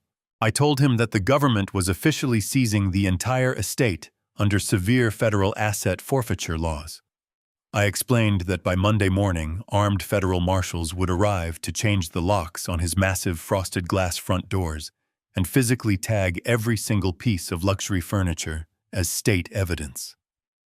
They had tried to force me into a locked medical facility to steal my land, but they had only succeeded in engineering their own absolute homelessness. Bradley stood completely paralyzed against the marble wall of his dining room. The reality of the federal asset forfeiture was actively crushing the breath out of his lungs. He was staring at his luxurious surroundings as if the walls were physically closing in on him. But I was not quite finished dismantling his life. The federal seizure of the property was merely the legal consequence of his bank fraud. It was the institutional punishment. I needed to deliver the personal consequence. I looked at my son and told him that federal bureaucracies move incredibly slowly. I explained that it might take months for the marshals to fully liquidate the estate and auction the land. I told him that I did not have the patience to wait for the government to remove him from my sight. I took a slow, deliberate step toward the center of the room, commanding his terrified attention. I explained that when a major financial institution suddenly realizes they have issued a massive unsecured loan, they panic. They desperately look for any possible way to mitigate their catastrophic losses and clear the toxic debt from their corporate ledgers. They immediately put the delinquent account up for sale on the private commercial debt market, usually accepting pennies on the dollar just to wash their hands of the mistake. I watched Bradley's eyes widen slightly as his mind tried to catch up to my words. I told him that my brilliant attorney, Michael Gallagher, had anticipated the bank's exact reaction. I explained that while Bradley was busy printing out fake medical evaluation forms and planting listening devices in my living room sofa, Michael and I were busy forming a completely anonymous private corporation. I told him the name of the company was Ironclad Holdings. I explained that I had legally transferred every single dollar of my personal life savings and my engineering pension into that impenetrable corporate vault. I was completely protected from the fallout. But Ironclad Holdings was not just a defensive shield. It was a highly capitalized financial weapon. I told Bradley that exactly 4 hours ago, my anonymous corporation had aggressively stepped into the private debt market and formally purchased the outstanding default note on his anonymous holding company. The absolute silence in the dining room was broken only by a soft, pathetic gasp from Monica. Bradley stared at me, his jaw slack, his eyes completely hollow. The complex legal reality crashed down upon him like a concrete pillar. He realized that the federal government might eventually seize the physical bricks of the mansion. But in the immediate present, the primary creditor holding the absolute financial leash to his entire existence was standing right in front of him. I told him that I was no longer just the naive old father he thought he could easily manipulate and discard. I was officially the sole proprietor of his debt. I owned the delinquent mortgage. I was legally his landlord. I looked around the opulent room, taking in the sheer arrogance of the crystal chandeliers and the custom artwork. I told him that he had spent the last 7 months living like a king on my stolen equity, but his reign had officially come to a catastrophic end. I reached into the breast pocket of my beige cardigan. I did not pull out the stolen diamond necklace. I reached behind it and withdrew a crisp, brightly colored piece of heavy paper. I unfolded it slowly, smoothing the creases with my thumbs. It was printed on the exact same bright yellow paper as the terrifying foreclosure warning he had secretly arranged for me just days prior. But this document was not a warning. It was an absolute legal certainty. I stepped forward and pressed the bright yellow paper flat against the polished mahogany dining table right next to the blank white pages he had tried to use against me. I told him to look at it. Bradley slowly lowered his head, his eyes scanning the bold black letters printed across the top margin. It was a formal, unconditional 30-day notice of eviction. I kept my voice perfectly level, devoid of any anger or malice. I told him that Ironclad Holdings was officially terminating his occupancy due to gross financial delinquency and criminal breach of contract. I explained that he had exactly 30 days to pack up whatever cheap personal belongings the federal agents did not seize as evidence and completely vacate the premises. I told him that if he was still standing inside this house on the 31st day, I would personally call the county sheriff to drag him out by his expensive tailored collar. Bradley looked up at me, a single tear finally breaking loose and tracing a slow path down his pale cheek. He had absolutely nothing left to say. He possessed no legal defense, no stolen money, and no home. He had attempted to systematically erase me to expand his own empire, but he had only succeeded in handing me the exact tools required to completely obliterate his own. The two federal agents moved with practiced efficiency. One of them stepped forward and firmly instructed Gregory to place his hands behind his back. The harsh metallic scrape of steel handcuffs locking into place echoed sharply against the vaulted ceiling, replacing the soft jazz music that had been playing just minutes before. Gregory offered absolutely no resistance. His shoulders were slumped and his head hung completely down in absolute defeat as the agents escorted him out of the dining room. The heavy frosted glass front doors opened and closed, leaving a profound, heavy silence in their wake. Michael Gallagher stood quietly near the mahogany table, gathering his legal documents with methodical precision. Bradley slowly sank to his knees, right there on the heated hardwood floor. The expensive tailored charcoal blazer looked ridiculous on a man who had just been reduced to absolute nothingness. He looked up at me with tears streaming down his face, his hands reaching out to grab the hem of my beige cardigan.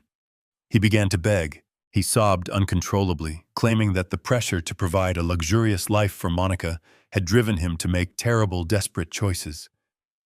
He pleaded with me to talk to Michael, to withdraw the eviction notice, to just give them a few months to figure out a plan. He cried that he was still my little boy, and that family was supposed to forgive each other. I looked down at the man kneeling at my feet. I searched my heart for any lingering trace of paternal sympathy, but I found absolutely nothing. The love I held for my son had been systematically dismantled and replaced by the cold, hard truth of his betrayal. I took a deliberate step backward, pulling my cardigan out of his desperate grasp. I kept my voice perfectly steady. I told him that family is a structure built on mutual trust, and he had intentionally set fire to our foundation. I then delivered the final piece of financial reality. I informed him that the $3,000 wire transfer I had sent to his account earlier this week was officially the last penny he would ever receive from me. I told him that my engineering pension was now completely secure and the monthly allowance was permanently terminated. I suggested that a man intelligent enough to orchestrate a massive federal banking conspiracy was certainly capable of finding a minimum wage job to pay for a cheap motel room. Michael closed his briefcase and nodded respectfully toward me.